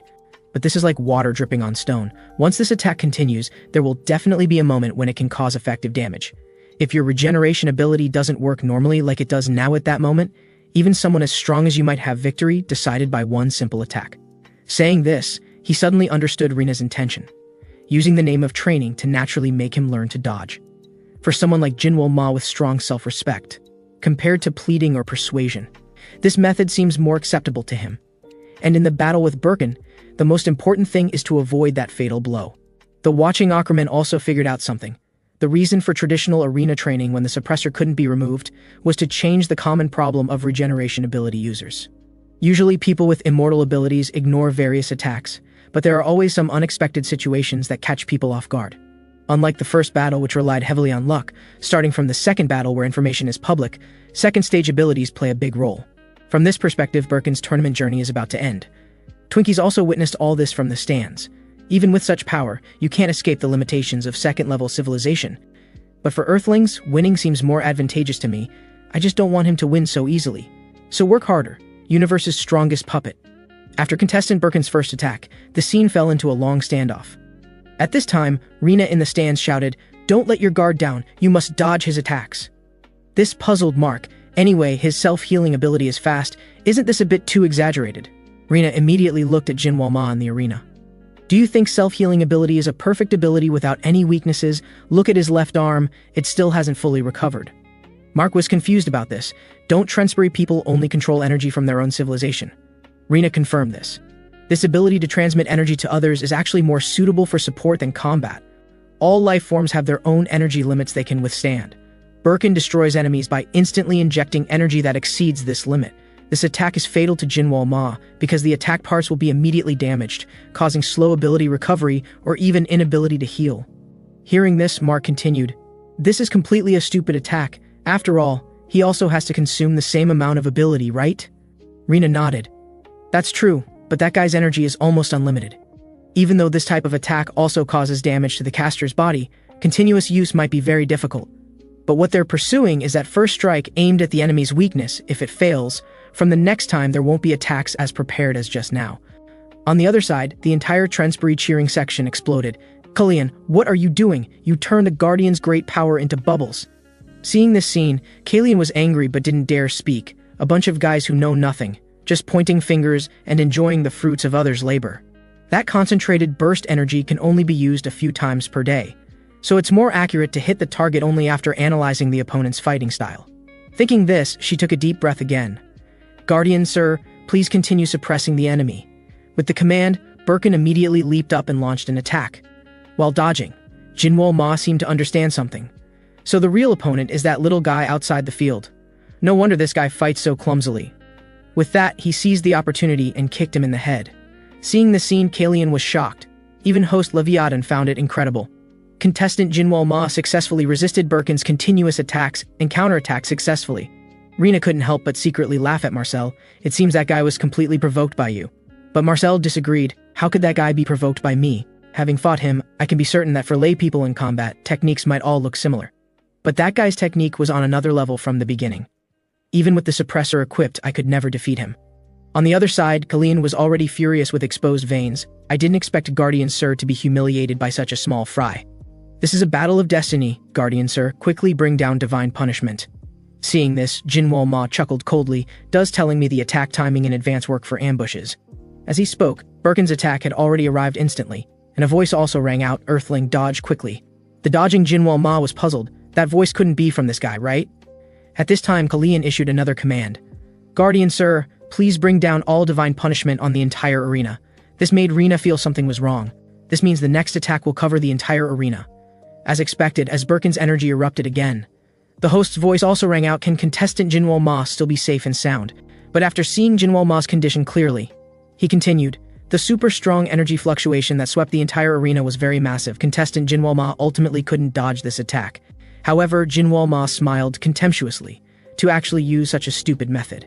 But before he could finish, he immediately lost consciousness. Seeing this scene, the Trensbury people cheered with raised arms, "Worthy of Guardian Sir, we achieved victory once again." However, Kallian didn't intend to stop there, so she continued giving commands. "Guardian Sir, please finish him." But Birkin's actions surprised her. He actually defied orders and began injecting energy into Jinwoo Ma's broken body. "Earthling, please, quickly get up and end me." It turned out that to resist monster invasions, the Trensbury people went through years of experiments, and finally created a guardian who could accept hundreds of thousands of energy. People were overjoyed about this. Our planet can finally be liberated from monsters. They had been focusing on the flow of cosmic energy since the distant past. Now they can perfectly control their own energy through cosmic power. Not only can they concentrate energy on injured parts to help recovery, but they can also transmit energy to others to enhance strength. Currently, Lord Birkin has been injected with energy from over 400,000 people across the planet. Such massive energy might cause strain on his body. So they decided to seal it with a special device. To unseal this requires using the Horn of Liberation. Once unsealed, Lord Birkin becomes a powerful guardian. After effortlessly solving the powerful octopus monster, Kallian asked how he felt about becoming the strongest warrior. Birkin was both surprised and happy about this, but what he found strange was that sometimes his body wouldn't obey. Kallian gestured for him not to worry. "The Guardian's massive power cannot be freely controlled, so I'll use the horn to support and protect you. But the Guardian's spirit and personality still exist. You might feel some discomfort now, but you'll get used to it soon." Just like this, Birkin carried the belief of protecting the planet and helped his fellow tribesmen overcome crisis after crisis. Therefore, he was also loved by many citizens. But just then, Trensbury's supreme leader gave them an order. From now on, battles must ensure no damage to the city. Hearing this, Kallian immediately objected. "This kind of thing is simply impossible to accomplish." The leader explained, "Every time you deploy, citizen losses are quite severe. The Guardian's power source is our citizens, so isn't it natural to minimize citizen losses?" Naive Birkin nodded, but Kallian reminded him never to be swayed by such absurd rhetoric. However, in the next battle, just as he was about to strike the monster hard, the leader's words suddenly came to mind. The monster also seized the opportunity to counterattack him. Seeing this, Kalian urgently shouted, "Guardian, sir, pull yourself together and eliminate him in one strike." Hearing this, Birkin no longer hesitated, threw the monster away, and shot a powerful light wave to destroy it. But due to serious injuries and energy depletion, he also fell unconscious on the spot. When he opened his eyes again, he found himself imprisoned in an experiment chamber. Kalian was also constantly pleading, "Leader, sir, please give us another chance to fight, I'll prove it to you." The leader immediately refused. "This is already the limit. Injecting too much more energy would be excessive. He's just a monster, but if he can help us advance to the next civilization stage in the GSP championship, perhaps I'll consider your proposal." Now, after Birkin's treatment, Jinwoo Ma finally recovered. But the first thing he did when he woke up was punch Birkin in the face. "What a waste, don't say such things to me." But to that kid with the annoying expression, "Hey kid, your puppet seems to have a lot to say." Now Birkin, knocked down by Jinwoo Ma, was heartbroken. "This tournament, I don't want to continue." Hearing this, Kalian immediately flew into a rage. "How can you give up at this time? Stop acting like a child throwing a tantrum. You're Trensbury's guardian. Don't you know how many resources and efforts have been invested in you? Stand up immediately, go defeat the enemy for the future. Trensbury's future? No, doesn't need me." This instantly sent Kalian into memories. "What does this mean? Why cut off the energy supply?" The leader explained, "Even increasing energy supply isn't enough to recover from injuries. Might as well proceed with a disposal program." Seeing Kalian's confused expression, the leader continued, "You should also know that the monster number 001 defeated today was the last one. To the outside world, they're considered mutant creatures. But we ourselves know they're all failed products of past Guardian experiments. That is, at the moment the last monster was defeated, our planet no longer has any danger." Kalian continued persuading, "But if we dispose of the Guardian, the GSP championship will—" Before she could finish, the leader directly interrupted, "We've decided not to participate in this tournament. This is the common decision of me and other elders. Even if this decision will make us pay a price in the future, even if we have to endure the humiliation of being called a lower civilization. For us, this path is the most correct choice." Hearing this, Kalian was very dissatisfied. "Isn't Birkin, who fought for us, part of our civilization?" However, the leader thought she was being emotional. That's not a life form, but a weapon created through experiments. To maintain that thing's humanity, your life force will continue to be consumed. Don't you know you've already reached your limit? But even so, Kalian still wouldn't give up. "Leader, sir, please give us another chance to fight. We'll prove to the entire civilization that your choice is correct." At this moment, Birkin suddenly spoke up, interrupting her thoughts. "My role was only to protect planet Trensbury from monsters, and now my role has ended." Kalian's face was filled with unwillingness. "Put away such weak words. The ones who deserve to enjoy peace aren't those guys in the audience seats, but you. As long as you enter the finals and raise your civilization level, your imperfect flesh and unchangeable appearance can all be fixed. Now fight not for others, but for yourself. So stand up, Lord Birkin." Upon hearing this, countless energies within Birkin suddenly burst through his flesh. The next second, a massive monster appeared on the arena. Seeing this, Jinwoo Ma's lips curled up slightly. Compared to that boring puppet from before, this was much more interesting. Host Leviathan also found it incredible. "What amazing power. Contestant Birkin is energy itself." At this time, Kalian's voice came again. "Lord Birkin, from now on, give it your all in this battle." Upon hearing this, Birkin directly attacked the arena with his massive fist. The tremendous power made the host exclaim repeatedly, "If an attack in this state hits even once, the match will be over." However, contestant Jinwoo Ma's reaction is still very quick this time. But unlike last time, he has no chance to connect to his subsequent killing moves. Could it be that Birkin can no longer withstand more physical attacks? However, Jinwoo Ma sneered dismissively. "Missing? That's absolutely impossible." As he spoke, his hands gathered energy identical to Birkin's. The next second, he flew toward Birkin to launch a counterattack.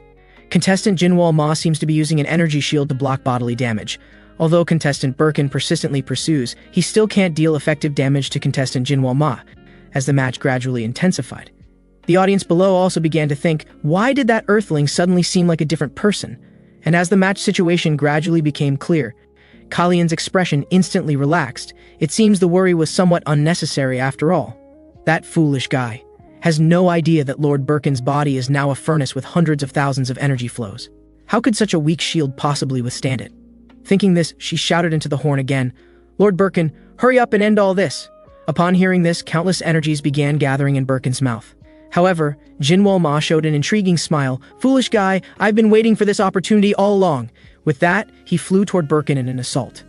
Seeing this scene, Ackerman was very puzzled. Is he going to abandon his life in the end? I originally had high expectations for the Earthling, but he's still disappointing. As the two energies collided, a devastating shockwave instantly swept across the entire arena. The tremendous power was even detected by that man far away in the distance. It seems a quite interesting warrior has appeared. I didn't expect such momentum just in the preliminaries. This direction is Leviathan's domain? It seems it's time to meet my long unseen brother. The scene returns to the arena. Seeing this, Marcel looked astonished. This power is truly amazing. If one directly receives such an attack, even the guy managing the arena would be overwhelmed. Ladies and gentlemen in the audience, I have an announcement. To prevent sudden energy bursts from covering the audience seats, we are strengthening the arena's energy barrier in real time. So please rest assured and continue enjoying the match. After the announcement, host Leviathan couldn't help but sigh inwardly. A 4th-level civilization energy barrier actually reacted. These lower civilization guys really have quite remarkable strength, as the smoke on the arena slowly cleared. Cheers erupted from the audience seats worthy of Lord Guardian. This is another victory belonging to us Trentsbury people. But Birkin turned his head and said, sorry. With that, his entire body exploded from the inside out. This sudden change left everyone shocked again. However, I showed an intriguing smile. What a foolish and ugly guy. I didn't expect he would hesitate until the end. In the end, he didn't want to kill anyone. That's your true inner feeling. Thanks to you, I couldn't enjoy myself to the fullest. But it doesn't matter. At least I finally have no debts on me. Soon after some investigation, the host announced the final match result. The winner of this match is Earth representative contestant Jinwoo Ma. Upon hearing this, Rina and Mark were extremely excited, while Marcel's expression was unusually serious. Aliens, watch carefully. This is the true strength of our Earth representative. At this time, Cullion ran to Birkin's side, grief-stricken and furious. Despicable Earthling, what method did you use exactly? Your attacks couldn't possibly have any effect on Birkin. Jinwoo Ma immediately asked back, is it appropriate for you to give energy to that person? Upon hearing this, Cullion suddenly thought of something. Could it be that those attacks just now were all? Before she could finish, Jinwoo Ma interrupted. That's right, I just injected energy into his body.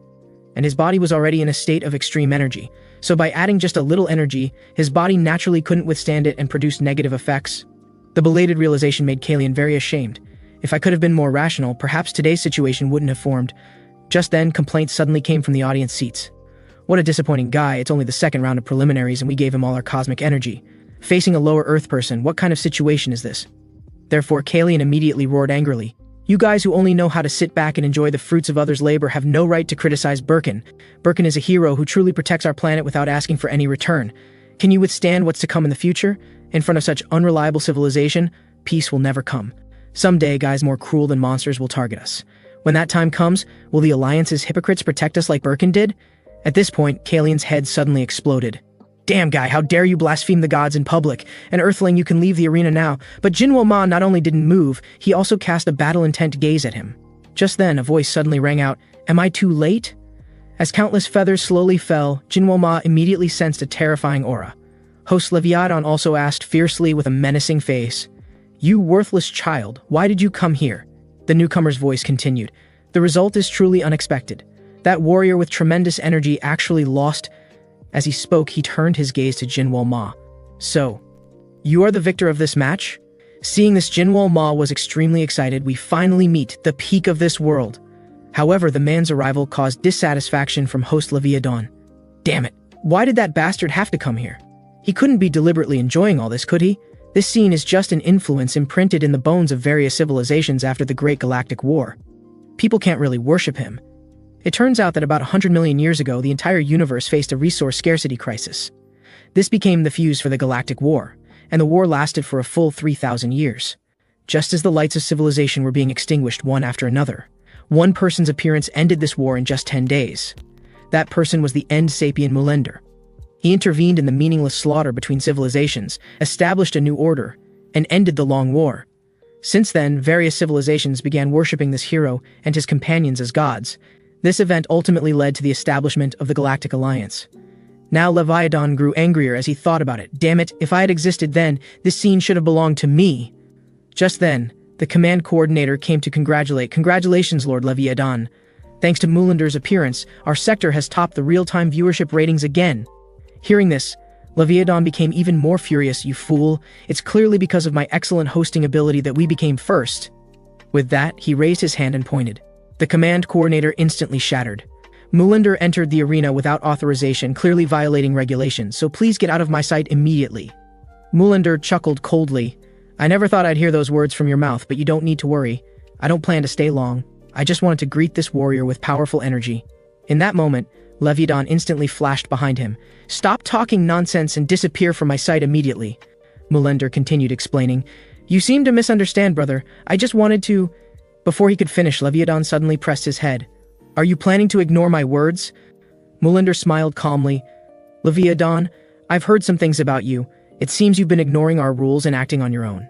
Due to your selfish decisions, your sector is facing many problems during this tournament. Hearing this, Leviathan flew into a rage. What do you know? In my territory, my word is the absolute rule. Next, you'll receive punishment for violating my rules. With that, a black energy ball instantly appeared out of thin air. And as time passed, it grew larger and larger. The buildings in the arena seemed to be drawn by magnetic force, slowly flying toward it.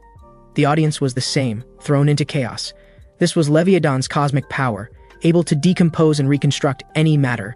Once in contact with that black sphere, it would immediately dissolve like liquid.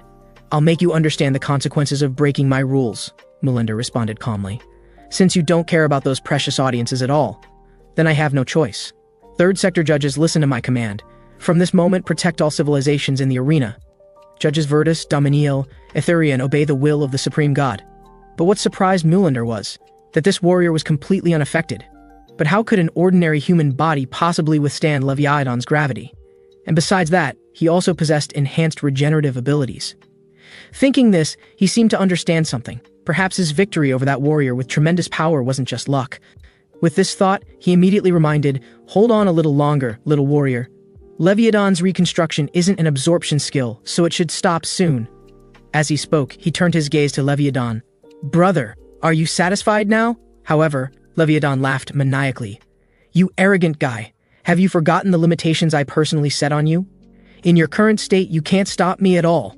Today, I will reveal your true limits to the entire universe. With that, the terrifying energy ball began approaching Mulander. But Mulander calmly raised his right arm. It seems you're a bit too excited, so much that you've forgotten certain things. Within the arena, I'm allowed to release one of the limitations. As he spoke, the suppressor on his wrist suddenly shattered. Now let me end all this. Then, with just a wave of his finger, the next second, an energy beam instantly dispersed the energy ball.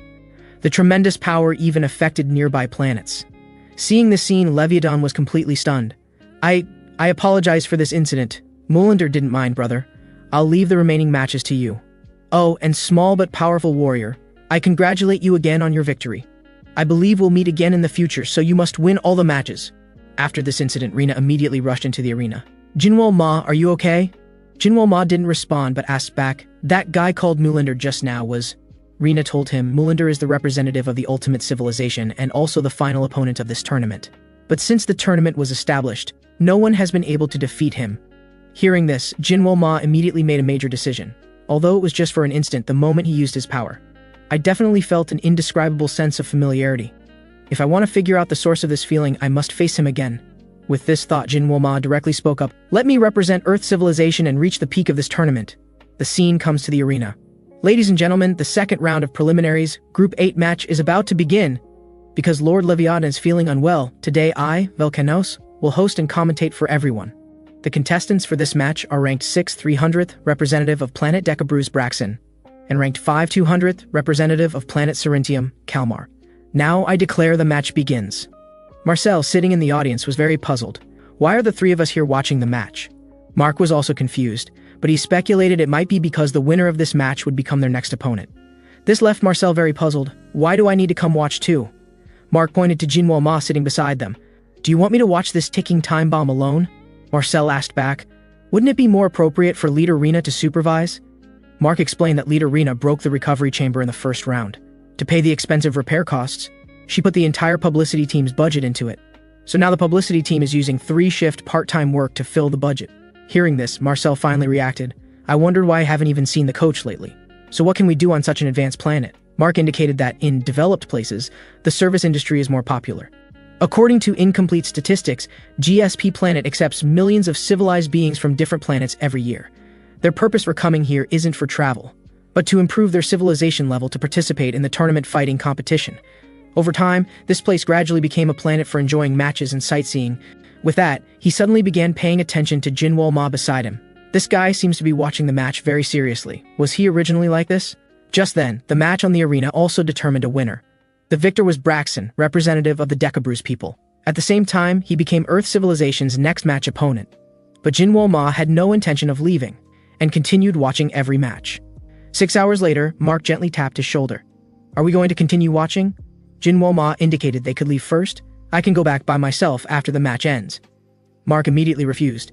If I leave you alone, you might disappear again like last time. Jinwoo Ma smiled wickedly. You don't need to worry. I now have a reason to participate in the tournament. Hearing this, Mark immediately got up to leave. My part-time shift is starting. Oh, Marcel, the leader said she'll come soon, so please stay until then. After Mark left, the scene became awkward for a moment. Then Jinwoo Ma took the initiative to break the silence. Red-haired kid, don't you want to say more about the fighting method you used against me last time? This greatly surprised Marcel. I'm not strong enough to teach you anything yet. Jinwoo Ma thought about it and agreed. From the last match with Birkin, I realized that powerful talent and talent superior to others are different things. My question just now might have been somewhat demanding for someone who's physically weak. After a moment, Rena finally arrived at the arena. But what she didn't expect was that the scene before her didn't seem appropriate for her to interrupt. A month later, this is the third round of preliminaries, Group 8 match. First to appear is Civilization ranked 6043, a civilization that changes battle weapons according to power principles, Brew's leader Braxton. And fighting against him is ranked 8700th, Earth Civilization representative Jinwoo Ma. As the match began, Volcanos made an incredulous exclamation. Contestant Jinwoo Ma actually closed his eyes at the start of the match. Is this contempt for his opponent? Seeing this, Braxton's eyes immediately turned cold, getting cocky after winning against a third-level civilization. What a reckless fool. With that, he swung his weapon and launched an attack. Just as it was about to hit, Jinwoo Ma suddenly opened his eyes and took action. He dodged sideways while his right hand began gathering internal energy. The next second, a demonic blood palm struck Braxton hard. As Braxton fell, the host's voice immediately rose. The entire match took only 10 seconds. It was too fast. Congratulations to Earth Representative Jinwoo Ma for victory. Jinwoo Ma smiled slightly. That red-haired kid's words really were useful. After defeating the Decabrews person, Earth Civilization faced off against Planet Mantrax. Their civilization's instinct is power, an ability that ignores everything else and can kill all opponents with just the body. But what surprised host Volcanos was that Earth Civilization representative contestant Jinwoo Ma once again easily defeated his opponent. Seeing this scene, the audience in the stands cheered, "Very good, Earthling. We all bet on you. Win the next match too." On the other side, Rena couldn't help but sigh inwardly. Is this Jinwoo Ma's true level? It turns out that just a few days ago, when Rena arrived at the arena, she heard Jinwoo Ma and Marcel discussing some issues. So it's because of the suppressor that you can't exert full power? Jinwoo Ma confirmed. After the suppressor is released, the flow of chi becomes distorted. If chi can't be used, even the body might not be able to support itself. But it's not like there's no way to regulate chi. Rena asked back, is there a skill to regulate chi flow? What would happen if it's used together with other cosmic powers? Now seeing the answer with her own eyes, Rena was overjoyed. I started worrying when the first 2 rounds became difficult battles, but I didn't expect we could turn danger into safety. The scene shifts to the 3rd District cafeteria. Marcel, who was eating, suddenly thought of something. Oh right, Leader Rena. I heard the Earth publicity team staff are taking turns working part-time. I received the prosthetic you gave me before. If I can help with anything, that would be great. Rena indicated he didn't need to take this matter to heart. The Earth publicity team's work was originally very relaxed, and that money has already been gathered. This greatly surprised Marcel. You paid it back with just 2 weeks of part-time work? Rena explained that the currency used in the universe is 500 times Earth currency. So as long as everyone works seriously, efficiency will obviously improve. At this point, Jinwoo Ma suddenly interrupted. Speaking of which, the participating contestants aren't much good. After the 2nd round, I watched all the preliminaries and felt there wasn't one who could inspire my fighting spirit. And their abilities aren't worth absorbing. Even if absorbed, they'd be eaten by that flying guy. Before he could finish, a voice suddenly attracted everyone's attention. You couldn't be thinking of defeating Moolander, could you? The speaker was Twinkies from the Elf Star. Seeing this, Rena and Marcel immediately stood up alertly. Why are you here? Twinkies indicated they didn't need to be nervous. I just came to say a few words. How about we find a quiet place? Marcel directly issued an eviction order. You're not welcome here, and we have nothing to talk about. However, Twinkies remained unmoved. I don't want to talk to losers either. As he spoke, he turned his gaze to Jinwoo Ma. I came to find this guy. Jinwoo Ma first looked at him contemptuously, then continued eating on his own. Seeing this, Twinkies continued. Don't you want power? I have a method that can raise your level in one breath. Hearing this, Jinwoo Ma immediately became interested. Take me there quickly. Along the way, Marcel was very worried. I heard the Elf Star people attack the Earth exhibition hall before. Is it okay for us to follow like this? Rena indicated he didn't need to worry. That was in the sparsely populated Z Street, an area without much security force. But now we're in the competition arena of the first center. With the security equipment here, they wouldn't dare act rashly. And he said he could improve Jinwoo Ma's abilities in one breath, so to some extent these risks are worth it. However, after arriving at the destination, looking at the menacing gazes around them, Marcel couldn't help but break into a cold sweat. Leader Rena, this doesn't seem like a risk, but extremely dangerous. At this time, Jinwoo Ma spoke calmly. Hey Trash, can you finish what you didn't say now? Hearing this, the Elf Star people nearby flared up in anger. Your words still make people want to tear you apart. Seeing this scene, Twinkies quickly intervened. Don't forget, there are more important things now. Bringing you here was to give you a suggestion. If you accept our suggestion, you will transcend the limits of civilization. As he spoke, he signaled the guards behind him to bring something forward. That is to use this at this time, in the GSP Arena Elf Star standby room. In front of the Earth people was not only this ring, but also a contract agreement. First clause, Jinwoo Ma must wear this eternal steel ring in future matches. Second clause, Jinwoo Ma must achieve at least one victory in the matches. If the above clauses are violated, a penalty of 50 million must be paid. Rena immediately questioned what this meant. Twinkies appeared very arrogant. I said I'd help you escape the limitations of lower civilization. Even you foolish ones should be able to see the value of this ring. But what worried Rena was, Galactic Alliance laws strictly prohibit unauthorized intervention in other civilizations. And why do you want to help us? Twinkies remained arrogant. This is just a simple transaction. As for why I want to help you, trash like you don't need to know. Just then, an uninvited guest suddenly walked in. How are you doing, little dwarf prince? The speaker was Volter from planet Ironstand, civilization ranked 380th. Seeing this, Twinkie's expression immediately became serious. Why are you here? Volter explained with sarcasm. Of course I came specially to thank you. Recently, thanks to the prince, our art museum stock has skyrocketed. As he spoke, he suddenly saw something. What are these barbarians blocking here for? Get lost quickly. Getting no response, Volter directly swung his fist at Jinwoo Ma, but was easily deflected by Jinwoo Ma. Jinwoo Ma turned to question what he wanted to do. Seeing this, Volter finally reacted. Isn't this the recently popular Earthling? As he spoke, he reached out and snatched the ring. It seems our prince is in quite a hurry, wanting the weak Earthlings to rank as high as possible to maintain what little dignity remains, really trying hard with schemes. But what can this change? The rumor that eternal steel is garbage has long spread. But for the sake of our ancestors' close relationship long ago, I'll temporarily... Before he could finish, Twinkie suddenly interrupted. Volter, do you want to fight that Earthling? Volter chuckled coldly. What nonsense are you spouting? Twinkies directly offered conditions. If you win, we Elf Star people will work for you. This immediately interested Volter. Can you take responsibility for those words? No. How could the prince's words be a joke? Then we'll go back and wait for your news first. After the others left, Twinkies was furious. Did you Earthlings hear that? That guy is adding conditions. However, Jinwoo Ma tore up the agreement on the spot. Though I also hate that kind of trash, even without you, I have ways to become stronger. These words completely ignited Twinkie's anger. You arrogant Earthling, don't forget where you are now. Hearing this, Rena immediately pulled out her communication device. If you don't want to see the judge, I advise you not to act rashly.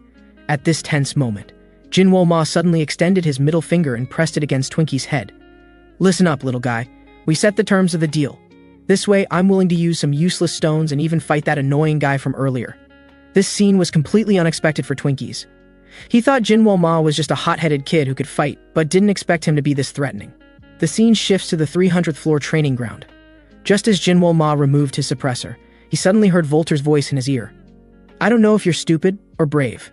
Knowing your opponent is me, you still dare to accept the challenge. Hearing this, Jinwoo Ma directly made an international gesture at him. What are you? But the next second, Volter crushed his palm. Yet at the same time, he inexplicably found himself unable to move. Jinwoo Ma first threw a punch back, then looked at the ring on his finger, remembering Twinkie's words. Changing one's own strength based on the strength of metal contacted, this is the ability of elven civilization. In other words, besides oneself, no creature in the universe can directly destroy it. Feeling the changes in his body, Jinwoo Ma smiled slightly. This is completely different from the era I lived in. In the past, many talents spent their entire lives trying to carve stone with tree branches. Even if they succeeded before death, they were already obsolete. And I happened to see one guy just before being sealed. Thinking of this, the ring on Jinwoo Ma's hand instantly transformed into a sharp long sword. The next second, it directly pierced through Volter's body, and Volter crumbled to pieces in an instant. At this, Jinwoo Ma smiled wickedly. You need to use the right way to speak. After Jinwoo Ma easily defeated Volter with the Eternal Steel, Rina told Clarence about this news. Clarence found it hard to believe that a small ring could have such value. But anyway, they are our opponents. Giving us such precious things, wouldn't it be? Rina signaled him not to worry. They're doing this for their own civilization too, and the contract is written clearly. At this moment, the somewhat impatient Jinwoo Ma interrupted the two. Isn't the next match supposed to start soon? Then stop talking about things that are already over. Let's go watch the match. After Jinwoo Ma and Rina left, Marcel couldn't help but speak up. That guy is really amazing. He actually saved Earth in just a few months. And me? I got help from an entire planet for over 10 years. Before he could finish, Clarence suddenly interrupted. What are you talking about? Marcel, you've already done what you should. That day you persisted until the end, and now we stand together, so don't think like that. Hearing this, Marcel silently lowered his head. Meanwhile, arriving at the viewing platform, Jinwoo Ma asked, will the winner among them be my next opponent? Rina gave a negative answer. Other matches haven't finished yet, so we can't determine the final opponent. But speaking of which, that guy will be in great danger in this match, because his opponent is the 744th ranked Tanrian Ragnar, also known as the Terminator of lower civilizations. Their ability is to manipulate invisible, powerful arms. As she spoke, the host's voice suddenly rang out. Panin player chose to take the initiative to attack, but his attack didn't cause effective damage to player Ragnar. He even suffered continuous counterattacks. Seeing this, Rina looked puzzled.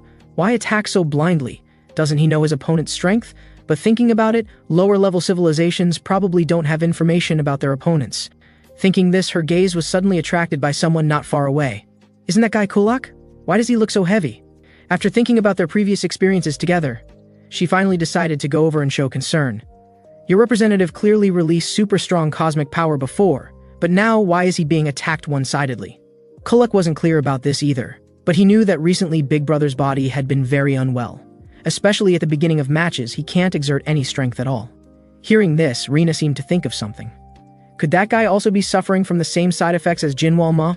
At this time, Panin, who had been passive in the arena, finally felt his power recovering. Because he had vaguely seen that guy's true face. Just need to hold on a little longer. Thinking this, a fist the size of a sandbag suddenly struck. The powerful force directly sent him flying several meters. Without letting him catch his breath, Ragnar launched his finishing blow at him. Although Panin player held up well, he finally fell down, now entering the countdown. But just as the host counted to 4, Panin's body suddenly changed. Before Ragnar could react, the next second, a dark force instantly bound him tightly. The standing Panin spoke calmly. I see it all clearly. Now I finally understand why you're called the Terminator of lower civilizations. For civilizations that can't harness cosmic power, your invisible arms are indeed deadly. With that, he swung his fist and struck. After the inspection was completed, the host immediately announced the match result. Group 6 Preliminary Match 4, Panin player wins. At the same time, Kulak asked Rina in disbelief for confirmation. You mean Panin Big Brother couldn't use his power at the beginning of the match? Rina confirmed. It's due to the side effects of the suppressor. Bodies with cosmic power like that will have their strength limited. Lower civilizations generally find it hard to know this information, so your big brother probably doesn't know the reason either. Kulak gritted his teeth and asked back, is your situation the same as ours? Rina affirmed, but we've already found a way to alleviate it, so just tell all this to your big brother. As she was leaving, Kulak suddenly called out to Rina. As a return for being helped, I'll also tell you some intelligence that you might not be able to obtain. It's about the opponent in the final preliminary. That is, the final preliminary will change the competition rules. Rina was very puzzled by this. What is that? Why haven't we heard such a notice? Kulak explained, this notice should have been announced only after all 4th round matches ended. But among the civilizations, entering the 3rd stage, some people have already obtained the intelligence in advance. And those people are actively seeking cooperation partners. We refused their proposal, so we didn't hear the exact rules. But what's certain is that the upcoming competition won't be one-on-one. After Kulak left, Rina was still puzzled. If what that guy said is true, why haven't other civilizations come to find us except for the elves? Although our civilization's performance isn't very good, Jinwoo Ma's strength shouldn't be enough to cause exclusion. To verify her thoughts, she first told Jinwoo Ma about this matter, then brought him to the street district. Jinwoo Ma also saw through her purpose. So you came to the streets, to attract attention from other civilizations? Rina confirmed, it's easier to contact other civilizations here than inside the competition venue. Although I don't want to be on the same ship as aliens, if the rules really change, we must team up with the strong. And the guys who know the rules in advance are most likely top-ranked civilizations, so those who approach us first definitely won't be weak. After wandering for 3 days like this, they didn't receive a single invitation. While confused, Ackerman's figure suddenly appeared silently beside Rina. Seeing this, Rina was startled. What's the situation? How are you here? It seems you're looking for someone to cooperate with in the final round. Unfortunately, even if you wait 100 years, no one will invite you. Rina immediately retorted. But the elves also approached us before. Ackerman indicated that guy's strength wasn't the problem. But that guy's strongest trump card is already known to everyone. Who would risk cooperating with them? Of course, if it were me, as long as we exchange intelligence, I'd have cooperation intentions. After all, I'm the 925th ranked representative from planet Euphoria. This made Rina fall into deep thought. Looking at the other party's reaction, is the final battle really a team match? But why would that guy tell us these things? At this time, Jinwoo Ma suddenly spoke, very confident. Are you hiding some powerful skills? Ackerman responded, I have whatever you want. Rina knew things weren't simple, but soon she thought of something else. So she immediately spoke, you probably don't have anyone to team up with either, right? This made Ackerman immediately flustered. What do you mean? Just from rankings, I'm in the upper circle. Rina explained, because you just said. No one wants to join us, doesn't that mean you're the same? You're the dark clan that establishes civilization foundation through trading information. Any intelligence that falls into your hands gets publicized to the entire universe. If we cooperate with you, wouldn't that be equivalent to making Earth civilization's important secrets public? Ackerman smiled sinisterly. Shouldn't you be thinking about surviving first? We publicly claim cosmic power as a tool, but few people know our combat strength. This immediately interested Jinwoo Ma. Indeed, I should team up with you. But I'm still curious about the strength you're hiding. Rina's heart also wavered. Thinking carefully, we really can't fight those civilizations alone. This is a gamble worth trying, but... At this time, Ackerman suddenly made a proposal. In the final battle regarding seizing each other's intelligence and abilities, regardless of the outcome, neither side can raise objections. How about it? Hearing this, Jinwoo Ma immediately agreed. In contrast, Rina was very depressed. Even if we team up, there's no need to form such an unpopular... Before she could finish, Ackerman suddenly interrupted. Did you come here without definite intelligence? Although the rules haven't been officially announced, the final preliminary is an individual death tournament. The purpose of teaming up isn't victory or defeat, but survival. Saying this, he angrily pushed the two. You stupid guys, hurry back to the arena. That guy's death tournament has already started. This made Rina very puzzled. Are there other unknown pieces of intelligence besides the death tournament? Unknown to them, in the corner behind them, a mysterious person had just dealt with a civilization representative. Indeed, that spider person is very good at reading situations. Anyway, there's still plenty of time. We'll meet again next time. After Ackerman told Rina everything, Rina immediately found Earth's Commander-in-Chief Clarence, and hoped he would notify everyone never to leave the arena. It turned out that 2 hours ago, Ackerman told her that a murderer had appeared in the Zone 3 preliminaries, and was dealing with contestants who entered the final preliminaries outside the venue. Because acting outside the arena was more advantageous for them. They not only mastered the characteristics of each civilization, but also possessed hypnotic cosmic power. They often used hypnosis to lure contestants to their lairs for assassination. This was how those madmen made their living.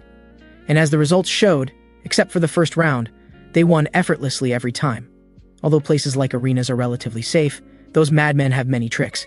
So not only can't we let our guard down, we must also manage our own people well. Now Clarence finally understood Rina's deep meaning. That is to say, each of us could become hostages. Rina confirmed, so external personnel must also return to the team quickly. Hearing this, Mark's face was filled with unease. We haven't been able to contact Coach Steele since this morning. Could it be related to those madmen? Hearing this, Rina felt something was wrong. Commander, please report to the Alliance immediately. Ackerman spoke up first. It's useless. They won't leave any traces. They're the universe's most excellent experts in that regard. Besides, the Alliance isn't the charitable organization you expect. Without any evidence, they'll definitely handle it perfunctorily. Just like the contestants, who fought that madman before, so why not just abandon that fool? Compared to civilization representatives, abandoning one fool isn't a bad choice. Hearing this, Marcel looked unwilling. But just as he was about to go rescue, Jinwoo Ma spoke first. I'll go find that fool back. Even without this matter, I wanted to meet that madman, so there's no reason to refuse. Let that madman meet me first. This surprised Ackerman greatly. You need to fight that madman while wearing a suppressor? Or do you have confidence to confront him without cosmic power? Even if you have countermeasures, once hypnotized, you'll become useless. However, Jinwoo Ma was already prepared. He first placed his hand on Marcel's head, then showed an intriguing smile. As long as the person caught in the lair isn't me, wouldn't that be fine? The scene shifts. Walking on the street, Jinwoo Ma suddenly began inexplicably walking toward a deserted area. After reaching the depths, a figure and a giant python were quietly waiting there. As the man raised his arm, the python cooperatively opened its bloody mouth. When Jinwoo Ma walked to the python's belly, what came into view was not only Steele's figure, but also a fierce giant python and countless sinister eyes. So it's an ordinary lower civilization. As soon as the words fell, the next second that giant python opened its mouth and attacked. Seeing this, Jinwoo Ma smiled wickedly at the corner of his mouth. Lower civilization? How can you compare me to them? With that, he directly charged forward with his sword. The terrifying power even split the giant python in two. Afterwards, Jinwoo Ma, revealing his true form, pulled the hypnotized Marcel and asked, "How is it? Pretty handsome disguise, right?" To prevent being discovered, I specially injected my aura into him. After all, I had a previous lesson, so of course I had to be careful this time. But the mysterious person didn't care about this. What he cared more about was how the Earthling had the elves' cosmic power. It seems you want to play clever tricks in the arena, but today you won't leave here alive. The speaker was Version, the 986th ranked representative from Serpenian. Hearing this, Jinwoo Ma smiled contemptuously. Just bring it on. At this time, Bark beside Version suddenly discovered something. Young master, the situation doesn't seem as good as imagined. That Earthling has something from planet Euphoria. Could it be that Spider-Person spy robot? Before Version could think, Jinwoo Ma spoke first. Don't worry about those insignificant things. Anyway, I'll finish within the time I need. Seeing the Earthling so arrogant, Bark immediately waved his hand. The next second, countless giant pythons attacked Jinwoo Ma. Seeing this, Jinwoo Ma looked excited. Finally can test the new weapon.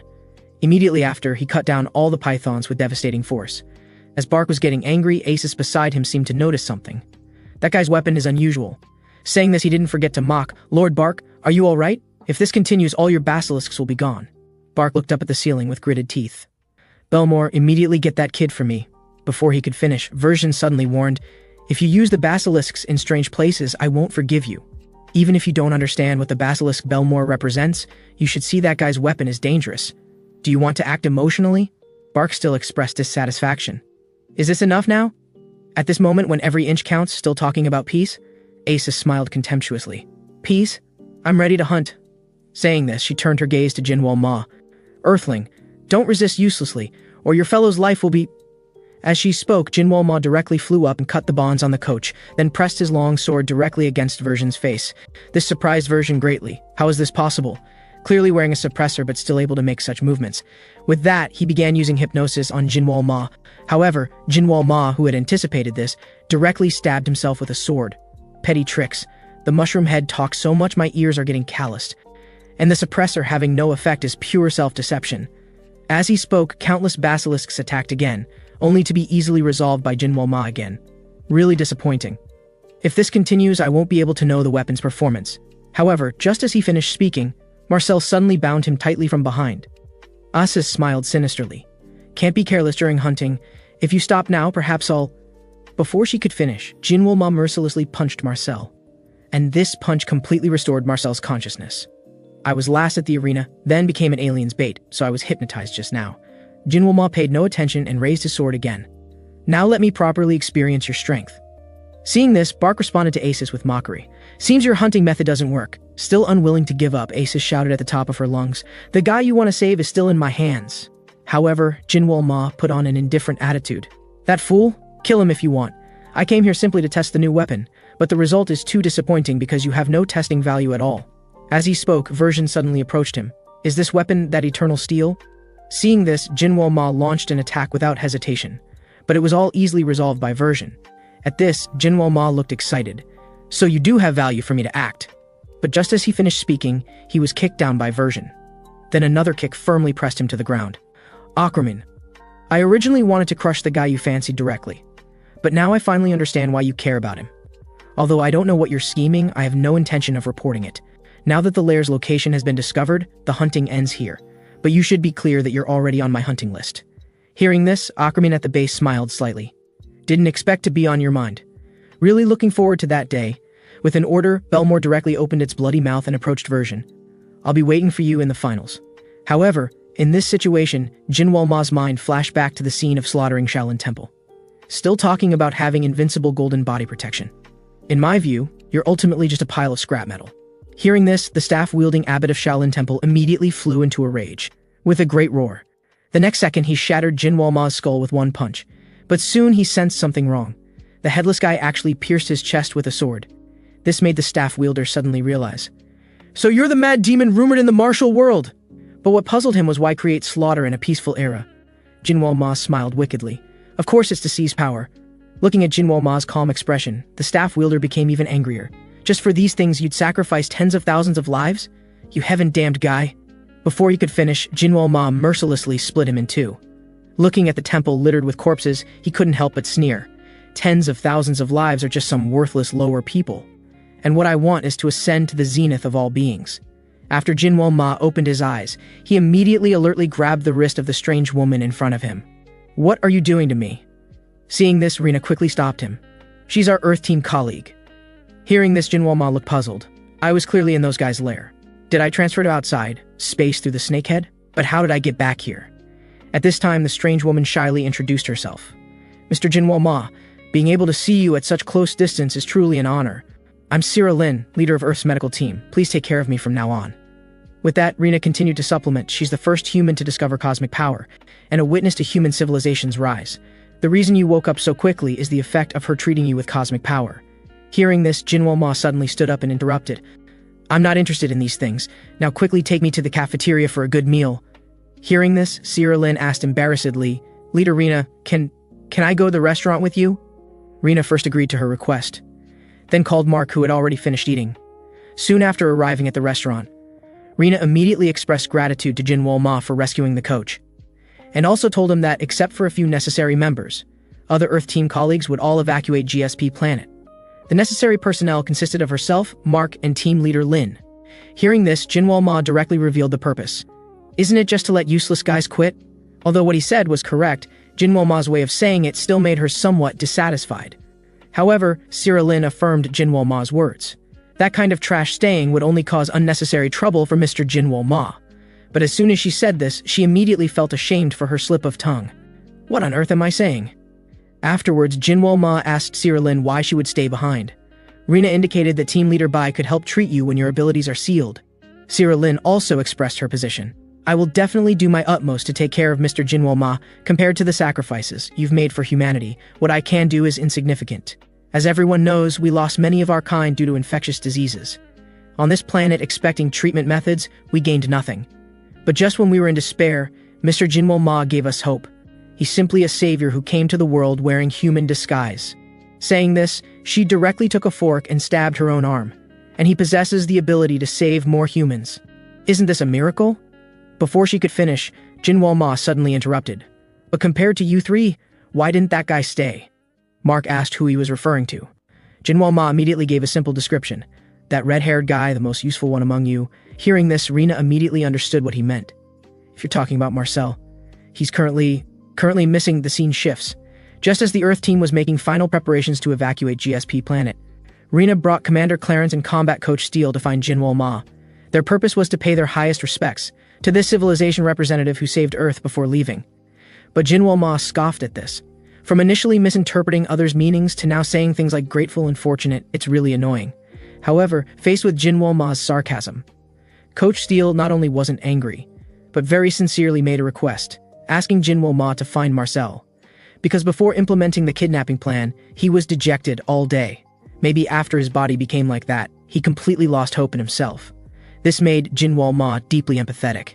In his previous life, although he could single-handedly kill various strong opponents, seeing those scenes full of happiness, he realized that even standing at the zenith of all beings, he would ultimately have nothing.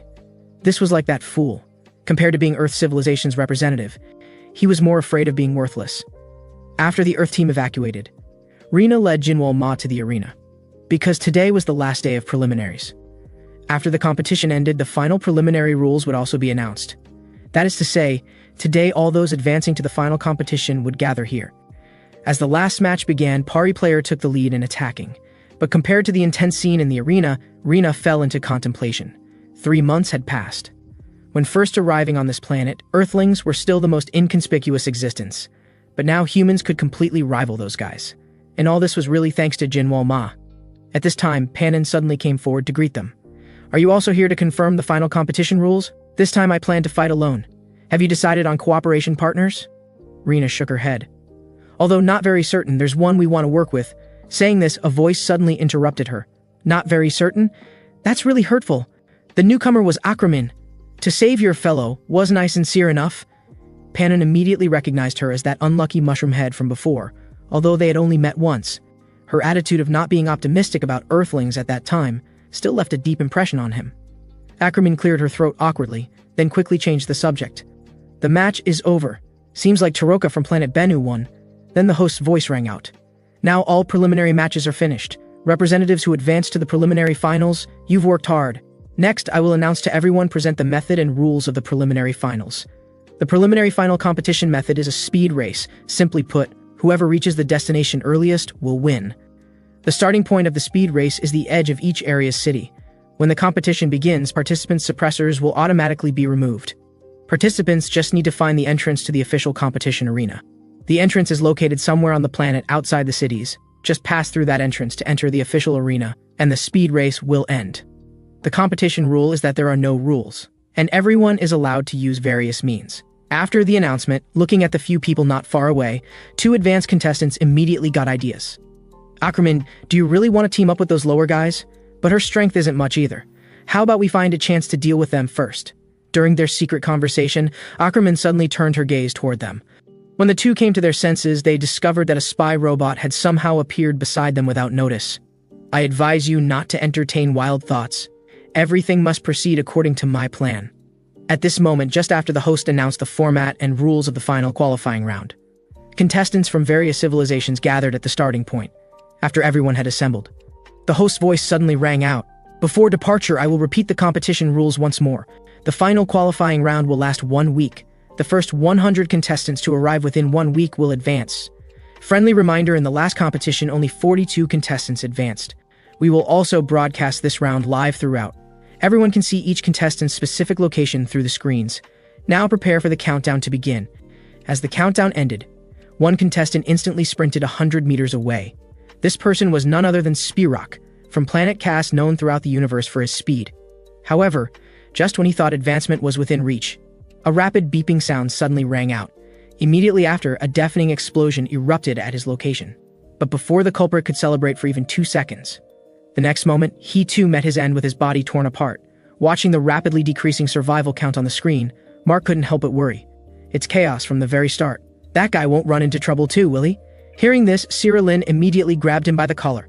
What kind of defeatist thinking is that? Don't you have faith in Jinwo Ma? Then Rina also signaled everyone not to worry, as this kind of chaotic battle is very advantageous for someone with regenerative abilities. And indeed, that was exactly the case. But what surprised Ackerman was that Jinwo Ma was actually channeling the cosmic power of the planet Trensbury people. Seeing this, the somewhat impatient Panan prepared to act alone, before Ackerman could warn him. The next second, a massive hammer sent him flying several meters. The attacker was Bengali from planet Chlorins, ranked 2261 in civilization. Finally found you, you arrogant primitive civilization being. You dared to refuse my companion's proposal. I believe I said that if you refused, you would definitely regret it. Upon hearing this, Ackerman immediately interrupted, because he chose to stay by my side.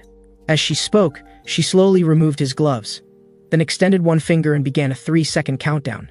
When she reached 1 second, Ackerman's figure instantly appeared before Bengali, with his finger pressed against Bengali's arm, before Bengali could react. The next second, his arm began to rapidly rot and sprout mushrooms. After Bengali lost all signs of life, another contestant quietly appeared behind Ackerman. The already alert Ackerman used the same method. With just a gentle touch, he once again resolved the crisis. Jinwo Ma, who had just finished his power circulation, was quite surprised to see this. I didn't expect you to be even more formidable than I imagined. Just then, the command coordinator brought an emergency notification to all contestants. In 3 hours, the legendary monster Framor will begin its activity. Upon hearing this news, the contestants were all shocked. Even Ackerman began to panic and urgently urged Jinwo Ma to proceed at full speed. With that, she carried Panan and ran toward the finish line. For the next 3 hours, absolutely do not leave the group, or each of our lives will be threatened. After an unknown amount of time, Panan also awakened from his unconsciousness. At this time, Jinwo Ma inquired, "What exactly are we supposed to do staying in this wasteland?" Ackerman signaled that he shouldn't be anxious. This wasn't a meaningless waste of time without a plan, but rather waiting for the direction to advance, because I've already placed spy robots on all the contestants. But speaking of which, if they don't find the arena entrance soon, I'm afraid there won't be enough time. Jinwo Ma naturally understood what she was referring to, but what puzzled him was, what kind of monster would make everyone so alarmed? Ackerman explained that Framor is a primordium that has existed since the birth of the universe. It possesses the ability to devour everything. It's a type of monster called a living disaster, and it was the most powerful life form before the End Sapiens appeared. At this point, an unidentified creature suddenly emerged from behind them. Seeing this, Jinwoo Ma immediately asked if this was Framework. Ackerman denied it, because he could see through this guy's true identity at a glance. Although it looks the same as Framework, this isn't the real one. This is more like a surprise prepared for the competition. As he spoke, Jinwoo Ma suddenly leaped up, then struck Framework directly with his sword. However, Framework was not only completely unharmed, but also heavily slammed Jinwoo Ma to the ground. At this moment, Panan seemed to remember something. Why the hell does this guy appear here? This puzzled Ackerman greatly. Do you know this guy? While channeling his cosmic power, Panan explained. I joined this competition specifically to be able to fight against this guy. With that, the next second, a dark force tightly bound Framework. But what Panan didn't expect was, Framework easily broke free from the restraints, seeing Panan being knocked away. Ackerman was completely shocked. Even dark matter didn't work? Although it's temporary, this is a skill that has even hindered Virtus before. Thinking this, she immediately removed her gloves. The next second, she pressed her finger against Framework's body. The result was as expected. Sure enough, even my spore bacteria won't work. At this moment, Panan, who had stood up, suddenly spoke. I'm sure you've noticed too, this guy isn't a single individual. No matter what method you use to attack, it will immediately evolve a corresponding form. That's right, this guy is a replica of Framer, known as the universe's end. And our civilization exists precisely to be devoured by these creatures. It turned out that before participating in the GSP championship, the Piglonian clan leader had met with Panan privately, and hoped he would stop letting his people bleed meaninglessly for illusory dreams. Panan immediately retorted, how long will we continue to worship that monster as a god and let our people serve as sacrifices? The clan leader was also helpless, because the only way to control the god is to offer living sacrifices. I also know it's not really a god, but would changing the name make any difference? If we don't pay tribute, it will crawl out of the black hole due to hunger. Then our civilization will surely face catastrophic disaster. This puzzled Panan greatly. Can't we cultivate power capable of defeating it? Seeing things had come to this, the clan leader could only tell him the secret buried in his heart. Long ago in this universe, there existed a fourth-tier civilization very skilled in biotechnology, the planet Nelfian people. At that time, for their own benefit, they went to great lengths to create these monsters. The planet Nelfian people needed quality food to control the monsters, and our bodies happen to contain substances that can calm them down. Although these monsters were eventually eliminated due to the appearance of the Ensapiens, one guy still managed to escape. Upon hearing this, Panan still refused to believe, and even promised to personally shatter that so-called deity on the next offering day. However, reality gave him a harsh lesson. Not only did he fail to keep his promise, he also provoked the deity's anger. At the critical moment, the clan leader appeared with a living sacrifice just in time to prevent this catastrophe. I told you, didn't I? We were born to be food for this creature. This is a fate we can never escape no matter what. But your intention gives me comfort, because I have the same thoughts as you. Upon hearing this, Ackerman was quite surprised. I didn't expect there were once civilizations destroyed by the Ensapiens. This is truly interesting intelligence. But speaking of which, being able to collect various types of intelligence in this competition, is this really just coincidence? Just then, a massive structure suddenly appeared in the distance, and Ackerman recognized it immediately. This was the entrance to the final qualifying arena, but Panan advised her not to celebrate too early. Escaping from that thing's grasp isn't easy, unless it's focused on feeding. Hearing this, Ackerman suddenly thought of a method. Then she directly severed Jinwoo Ma's arm, and using her spore bacterial power, threw the arm toward Framework, watching the infinitely growing bacterial energy, and Framework's feasting scene. The group took the opportunity to run toward the entrance. However, before they could run far, the ground where Framework was suddenly collapsed, and as Framework fell into the endless black hole, the next second an eye radiating murderous intent emerged from the black hole. After Ackerman used cosmic power to gain an escape opportunity, they ran non-stop toward the final qualifying entrance. Little did they know, a team had already reached the arena, but what puzzled this team was that they had clearly sensed signs of life activity here in advance. Yet now they couldn't find a single person, and hadn't even found the entrance to the main arena. Just then, the planet Disperson, famous for his sensing abilities, suddenly detected a group of people approaching. And the approaching people were none other than Jinwoo Ma's group. Seeing this, the square-faced man immediately issued a warning. This stronghold has already been occupied by us. If you're smart, you'll leave immediately. Hearing this, Jinwoo Ma was about to take action. But the next second, Ackerman actually kicked Panan to the ground. Before Panan could ask why, a sharp blade suddenly swept over their heads, splitting Jinwoo Ma in half. This shocked the planet Disperson, who witnessed everything. Another guy has appeared, and the lion-maned man who revealed himself in the distance looked displeased. What lucky bastards. Since one is already dead, the rest can join him in burial. However, Ackerman showed an intriguing smile. At the same time, a mechanical spider had somehow appeared on the lion-maned man. I knew of your existence long ago. In my book, a discovered sniper is as good as dead. If you don't want to die, just obediently come over to our side." Hearing this, the lion-maned man angrily gathered his cosmic power. The next second, countless blades shot rapidly toward Ackerman. However, Ackerman remained calm and composed. Moving gracefully, she perfectly avoided all attacks. "It's not too late to come to our side now, otherwise you'll be in danger." Looking at Ackerman's eerie smile, the lion-maned man broke out in cold sweat. But before he could understand the deeper meaning, a figure quietly appeared behind him. After everything returned to calm, the team at the arena was about to investigate. The next second, Jinwoo Ma appeared before them, dragging the battered lion-maned man. And Ackerman, who followed closely behind, showed an eerie smile. "How about we cooperate once?" Afterward, Ackerman shared her theory with everyone. "Whenever 9 or more contestants gather together, communication between me and the mechanical spider gets cut off. So based on my speculation, this is very likely a phenomenon caused by the entrance opening." Hearing this, combined with the various situations they had just encountered, the Planet Disc person immediately confirmed her idea. But what troubled everyone was that with their current numbers, they couldn't verify whether the speculation was true. Just then, the Planet Disc person suddenly sensed a large number of life forms rapidly approaching, but before he could determine the exact number, Jinwoo Ma suddenly placed his hand on his head. Seeing this, the Planet Disc person shook him off, and angrily demanded to know what he was trying to do. Jinwoo Ma responded calmly, "How fascinating. You can actually sense the activity patterns of surrounding life." As he spoke, he turned to look in another direction. Those guys seemed to be coming from over there. The Planet Disc person was immediately shocked. Does this guy possibly have copying abilities?" Ackerman confirmed it. "Besides that, this guy has many more surprises. Next, we'll prepare to welcome." Before she could finish speaking, Jinwoo Ma suddenly interrupted. "There seems to be another very dangerous big guy." But when the group came to the city wall to look, they discovered running behind the contestants was actually the real Framer. Seeing this, Ackerman could only pray that someone could escape from its grasp. But Jinwoo Ma knew in his heart that there were currently no other life forms within thousands of meters. Once they lost these people, they might not be able to gather the required number. Thinking this, he proactively raised his sword and launched an attack. Seeing this scene, Ackerman urgently tried to stop him. That thing is a universe disaster-level monster." However, at this time, the contestants were still troubled by evading Framer's pursuit. But the Planet Doberan person knew in his heart that continuing to flee like this wasn't a solution, so he immediately stopped, prepared to fight Framer to the death. But just then, a sword light suddenly flashed, finally piercing through Framer's head and into its mouth. The attacker was Earth's representative, Jinwoo Ma. However, the next second, he was torn to pieces. This was completely unexpected for Jinwoo Ma. That monster's head could actually grow anywhere. On the other side, Ackerman, who witnessed everything, thought Jinwoo Ma was being reckless. But having come this far, she decided to go provide support. But facing the others who had the same idea, she immediately objected. "What can you accomplish by going?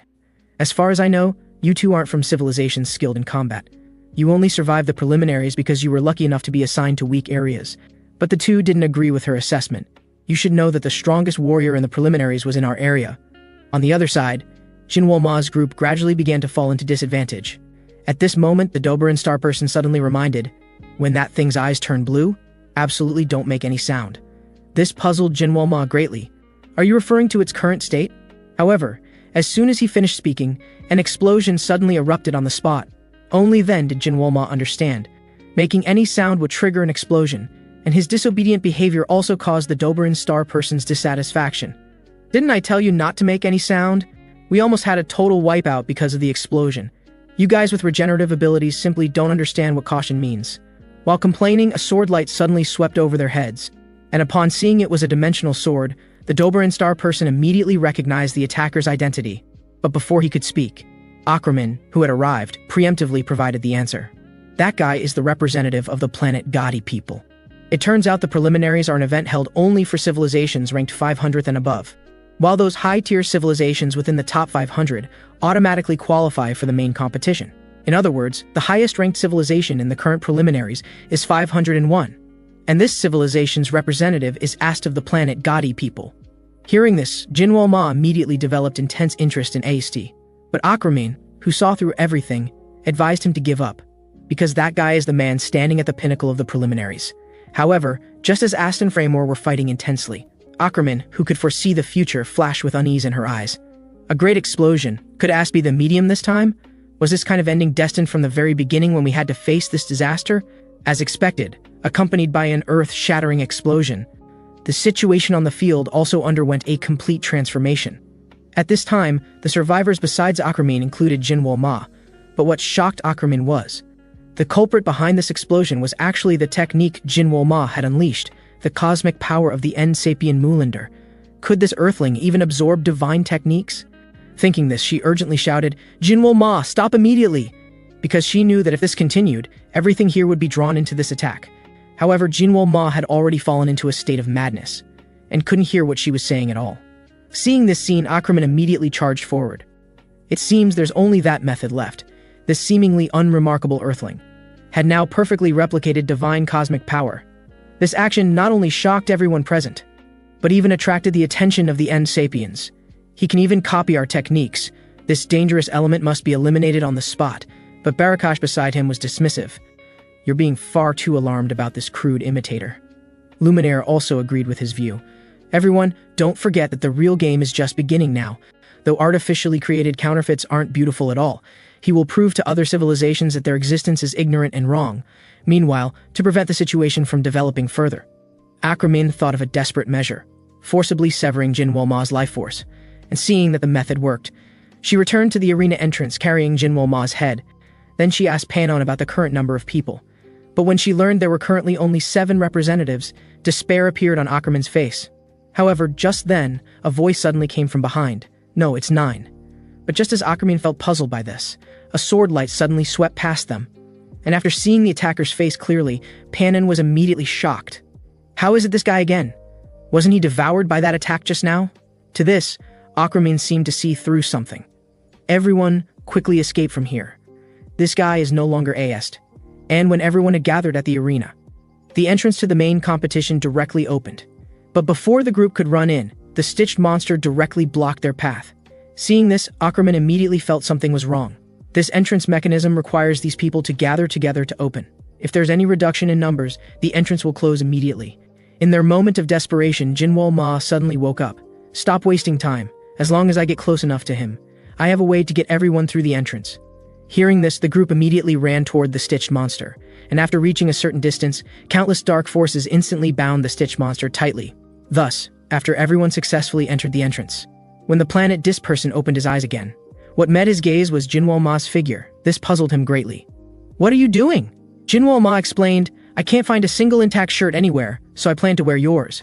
Hearing this, he realized a battle had already taken place here. But what puzzled him was, where did the other 2 guys go? And upon hearing that there were only the 2 of them when he woke up, he couldn't help but speculate. Could it be that even entering from the same entrance, they're randomly scattered? Just then, Jinwoo Ma's voice suddenly interrupted his thoughts.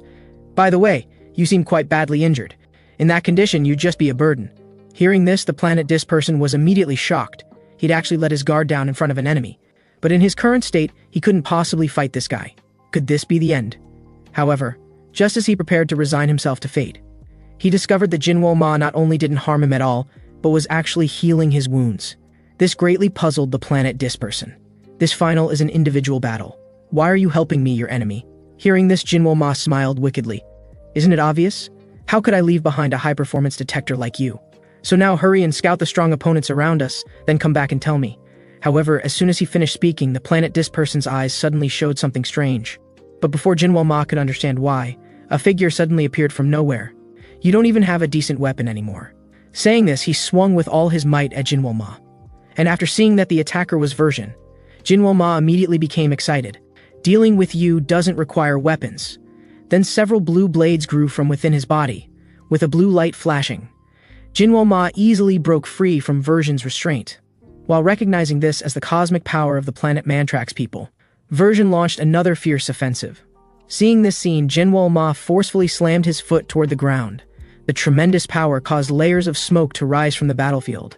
To this, Version chuckled coldly. "Are you planning to aim for vital points by disrupting vision? Too bad, this body has no vital points."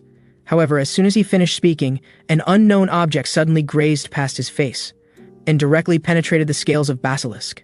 And after seeing that the object was just an ordinary stone, he was immediately shocked again. "It's actually the cosmic power of the planet Decabru's people." Jinwoo Ma confirmed, "Now even without that iron block, as long as there are materials that can serve as weapons, I can create weapons anywhere." However, as soon as he finished speaking, a wave of dizziness struck, and his body began to lose control. But just when Version thought he had lost a competitor, Jinwoo Ma actually left behind a clone and ran in the opposite direction. Seeing this scene, Version immediately understood, so it was the planet Dis person's doing, after running for an unknown amount of time. Watching contestant Jinwoo Ma's uncharacteristic competitive appearance, not only was Mark confused, even Jinwoo Ma himself was completely puzzled. How did I suddenly become like this? However, Rina saw through the mystery. That's not Jinwoo Ma, but the planet Dis person. They can not only project their bodies onto opponents, but also control them at will. But what puzzled Rina was, why would a civilization that clearly values individualism use such an unfamiliar method to help Jinwoo Ma?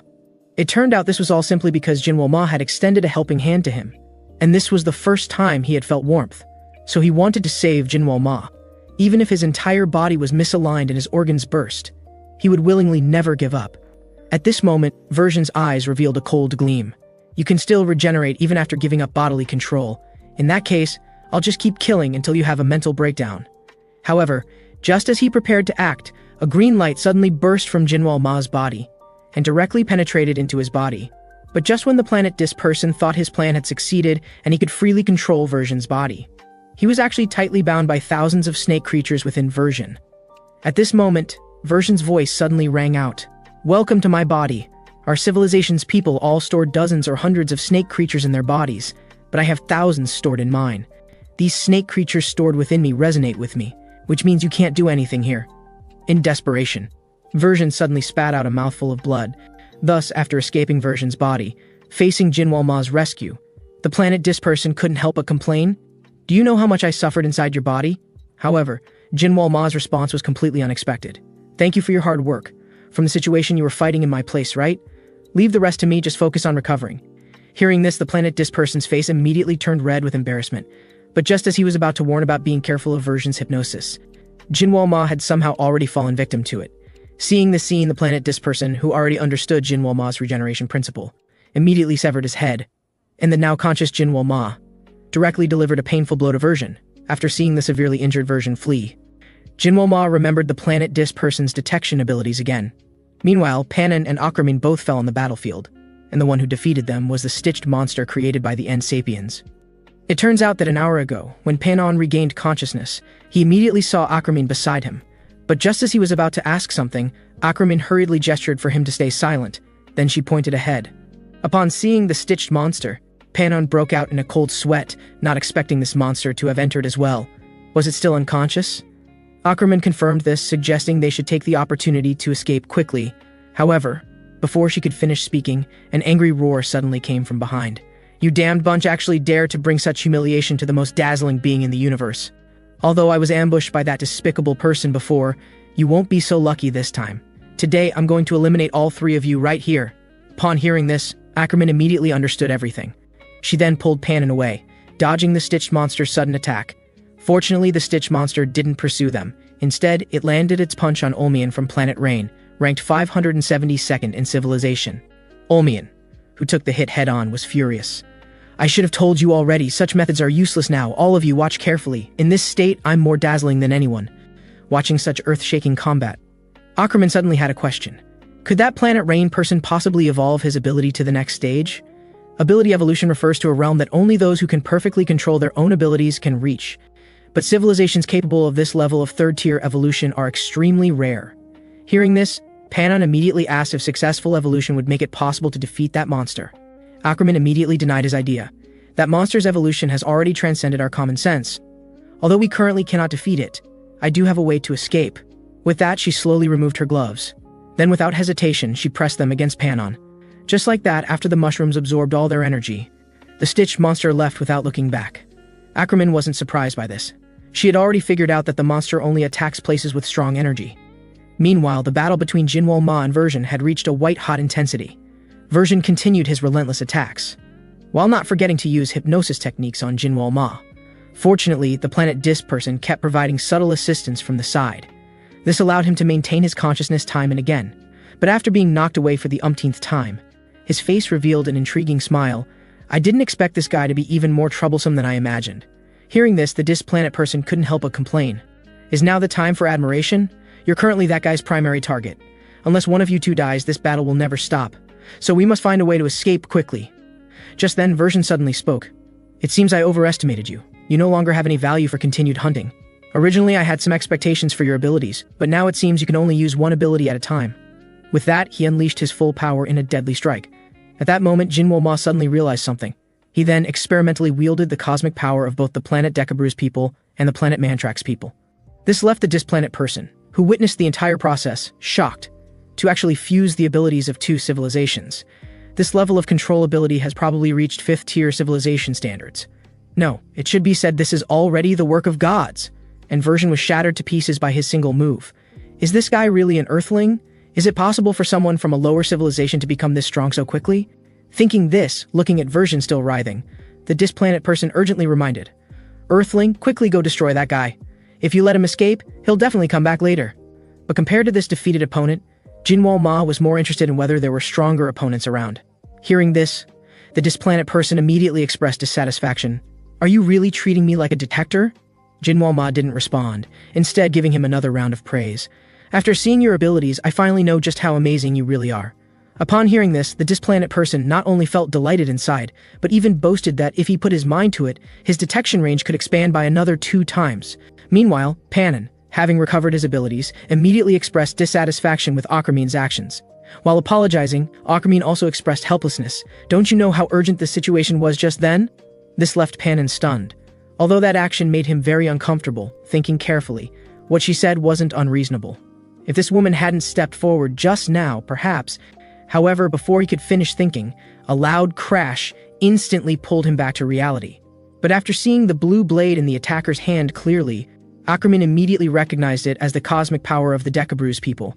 After several more rounds of combat, after fully facing off with the opponent, Akramin immediately stopped her actions. Earthling, what are you doing? Seeing this, Jinwoo Ma showed a disappointed expression. I didn't expect it to be you, Mushroom Head. After the misunderstanding was cleared up, Akramin told him everything about their experience.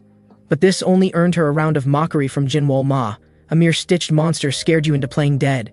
It really takes me being here to handle things. With that, he chased off in the direction the stitched monster had gone. This made Akramin complain. I originally planned to set off later, but because of this single-celled Earthling, there's no way to follow the plan now. As several people followed, Akramin learned another shocking piece of news from the displanet person. Is what you're saying true?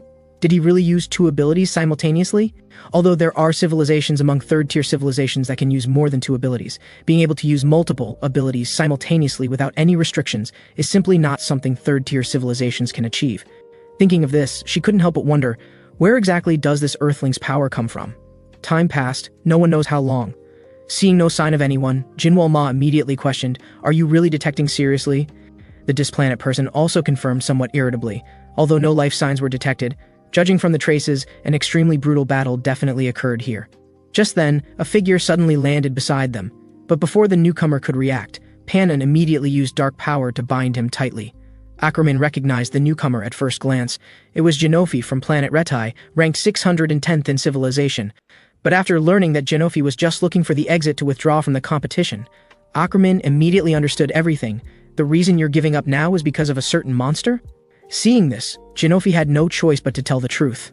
Because of that monster's existence, the lower level of the arena now is no different from hell, and it seems to get stronger with each battle. Although this competition only requires reaching the finish line first. But the moment I made eye contact with that monster, every cell in my body seemed to be screaming for me to flee from here immediately. As he spoke, he suddenly shifted his gaze to Jinwoo Ma. Although I still haven't figured out the reason. Your appearance and that monster's... Before he could finish speaking, massive spikes suddenly erupted from the ground, while killing Genofi. They also launched attacks at the others. Seeing this scene, Akramin broke out in a cold sweat. Could it be a Saren planet person? As a huge explosion sounded, everyone finally saw the newcomer's face clearly. Isn't that Virtus? Which guy is fighting him? And after seeing the opponent's appearance clearly, everyone was even more shocked and froze in place. Jinwoo Ma? A GSP championship that determines the fate of civilizations. Yet a terrifying entity that belongs to no civilization has appeared. This leaves the spectators watching from outside the arena feeling puzzled. Isn't this the monster that appeared in Jinwoo Ma's skills? Why has it taken on Jinwoo Ma's appearance? And why has Virtus, the agent of the gods, appeared on the battlefield? It turns out that due to the monster's appearance disrupting their plans, the N-Sapiens could no longer sit still. Now there might not even be enough time to consider countermeasures, yet you reckless fools are still watching the show. Mulander agreed with Oz's statement. The current situation indeed required action. But at this moment, Luminel raised an objection. The GSP championship belongs to all the great civilizations. We have no reason to interfere in this matter. However, Oz dismissed this, saying if we must be specific, isn't that Earthling also someone unrelated to the competition? Arakaso then asked in return. But since it's a life form created using Earth technology, it can't be said to be completely unrelated. Seeing the situation reach an impasse, Arcanon immediately interrupted everyone's debate. How about we decide by voting as usual? As everyone expressed their positions one by one, the vote count surprisingly came to a 2-2 tie. Mulander, the only one who hadn't voted yet, thought it over repeatedly, then revealed an intriguing smile. He then called out Virtus's name. Virtus, agent of the gods, I now command you to deal with that monster. Thus, after Virtus arrived at the arena, he discovered the monster the gods spoke of actually looked identical to the Earthling he had fought before. While puzzled, a voice suddenly came from behind him. I didn't expect you to still have that shining appearance. How about we have a fight now? Today I'll definitely settle the score from before. However, Virtus paid no attention to Jinwoo Ma's provocation, as he had only one goal for coming here. That was to eliminate the monster of unknown origin. Seeing this scene, Ackerman sensed something was amiss. Although this monster's strength is catastrophic for the contestants, the management team was able to make a decision so quickly. This is simply too abnormal. What exactly had she overlooked? However, while Ackerman was thinking, the stitched monster suddenly appeared before her. Even though she retaliated at the fastest speed possible, she was still dodged by the stitched monster. Fortunately, Virtus also arrived at this moment. But the stitched monster left behind an intriguing remark. Mushroom Head, I'll leave the rest to you. Then immediately engaged in combat with Virtus again. Seeing this scene, Panon took the opportunity to run to Ackerman's side with concern. But the next second, he stared in disbelief. Ackerman's hand had pierced straight through his abdomen. Before he could understand why, he fainted from the intense pain. Ackerman slowly stood up. Her eyes emanated a cold glint, a waste actually trying to get close. How foolish. Former allies who once fought side by side, now in the finals of the preliminaries, had become mortal enemies in close combat. This surprised the planet Dis person. Although he thought the Earthling who could fight the Hunter on equal terms was strong, Ackerman's displayed strength still exceeded his expectations. At the same time, Jinwoo Ma was puzzled by her transformation. Mushroom Head, what exactly is your purpose for suddenly doing this? Ackerman smiled wickedly. While launching another attack, she left behind another intriguing remark. Ignorant fools like you wouldn't understand that person's intentions. This made Jinwoo Ma fall into deep thought. Who exactly was that person? And why did she look so blissful now? It turns out that long ago, adult Euphoria people would follow their instincts to travel the universe collecting intelligence on all life forms. This intelligence would be recorded and transmitted in real time on planet Euphoria. But compared to this innate mission, Ackerman harbored doubts about how her species was born and what guided them to wisdom. Therefore, to resolve her inner confusion, she ultimately chose to participate in the GSP championship and began collecting lost intelligence, the birth of civilization, the true masters of the Euphoria, the purpose of collecting intelligence and why all Euphoria forget their birth history. Until now, Ackerman finally understood everything. It turns out the creator worried their existence would cause unnecessary disputes, so their memories were completely sealed away, while also assigning each of them the task of collecting intelligence. But what worried the Euphoria was that if they could never see their creator again, the intelligence they collected would become meaningless. The creator indicated they need not worry, promising to definitely return, and left them a code phrase, access code 0. Now Ackerman attacked while mocking.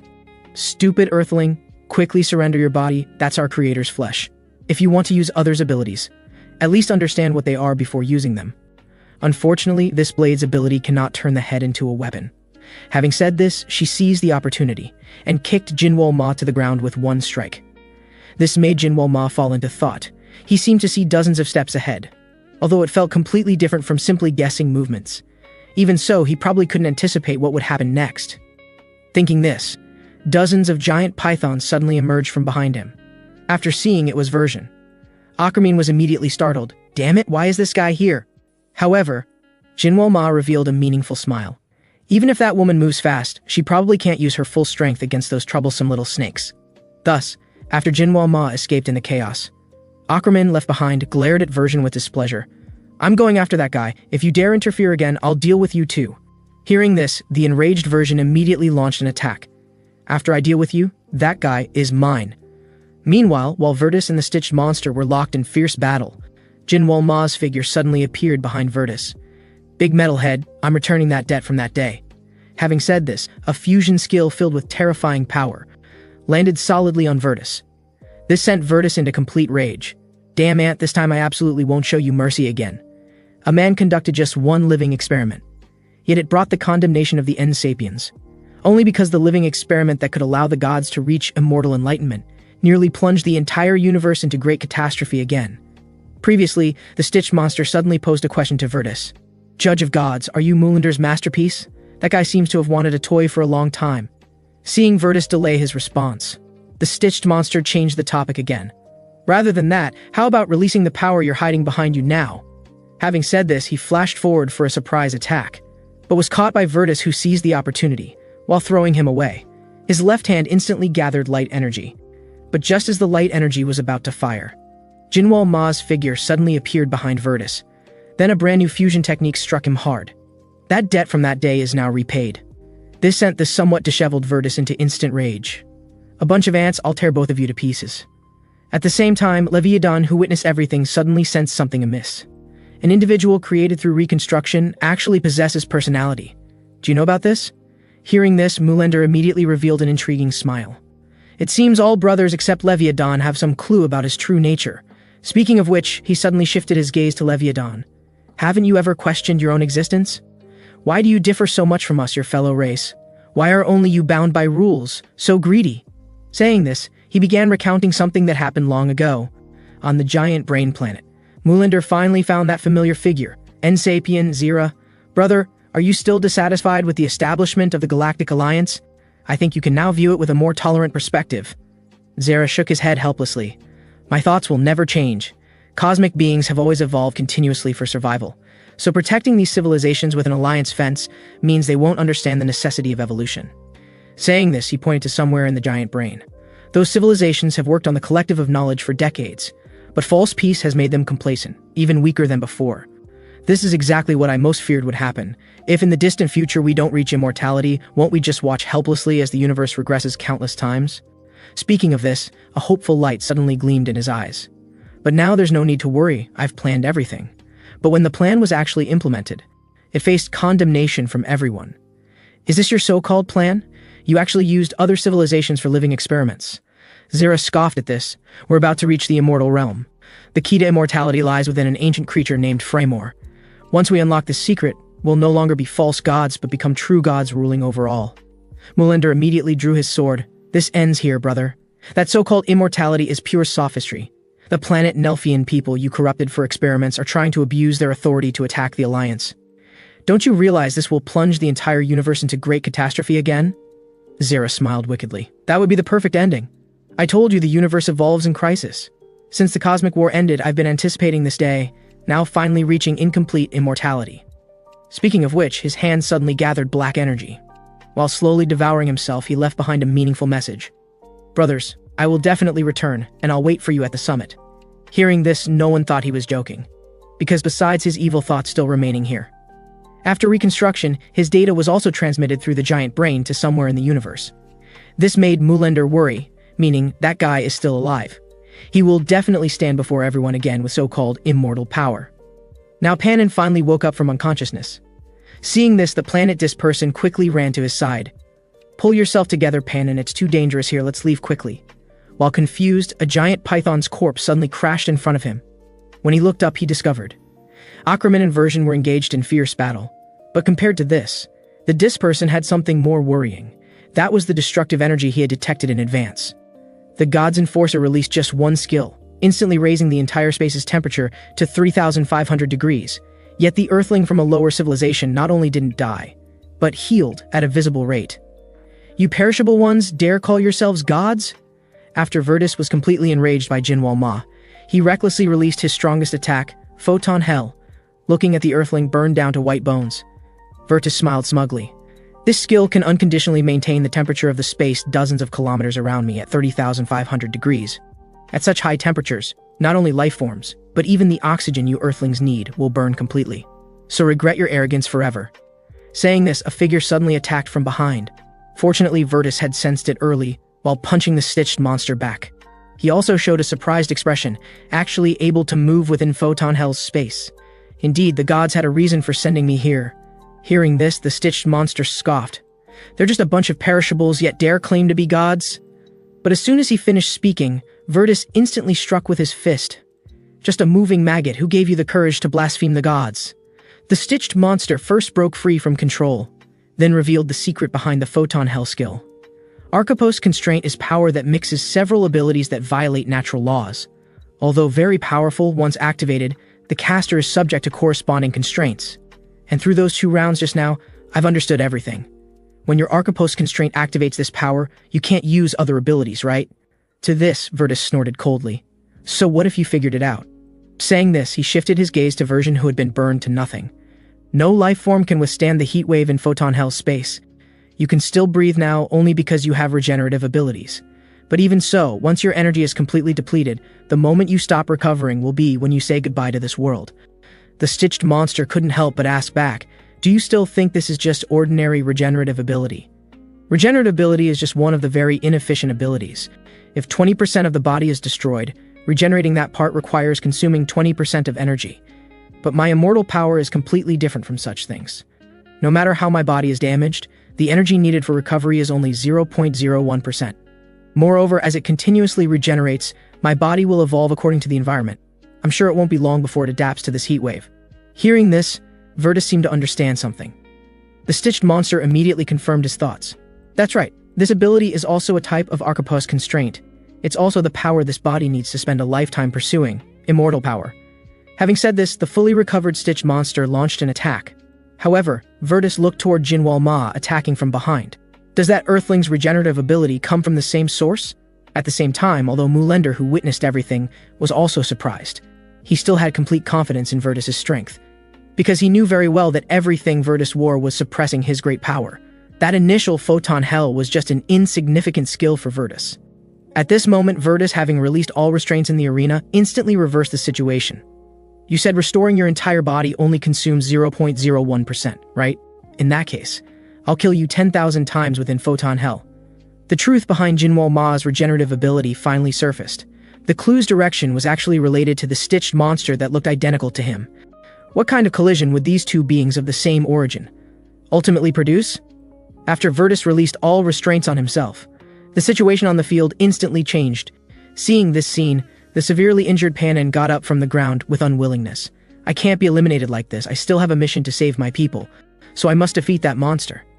Having said this, he activated the power of darkness. Immediately, Virtus on the battlefield was firmly bound by this power. At the same time, the live broadcast signal outside the arena suddenly cut off. While the audience was confused, Kolak couldn't help but worry about Panin's safety. At this moment, a voice suddenly rang out. Don't worry, your big brother will definitely be fine. The speaker was Agni, who had once been defeated by Panin.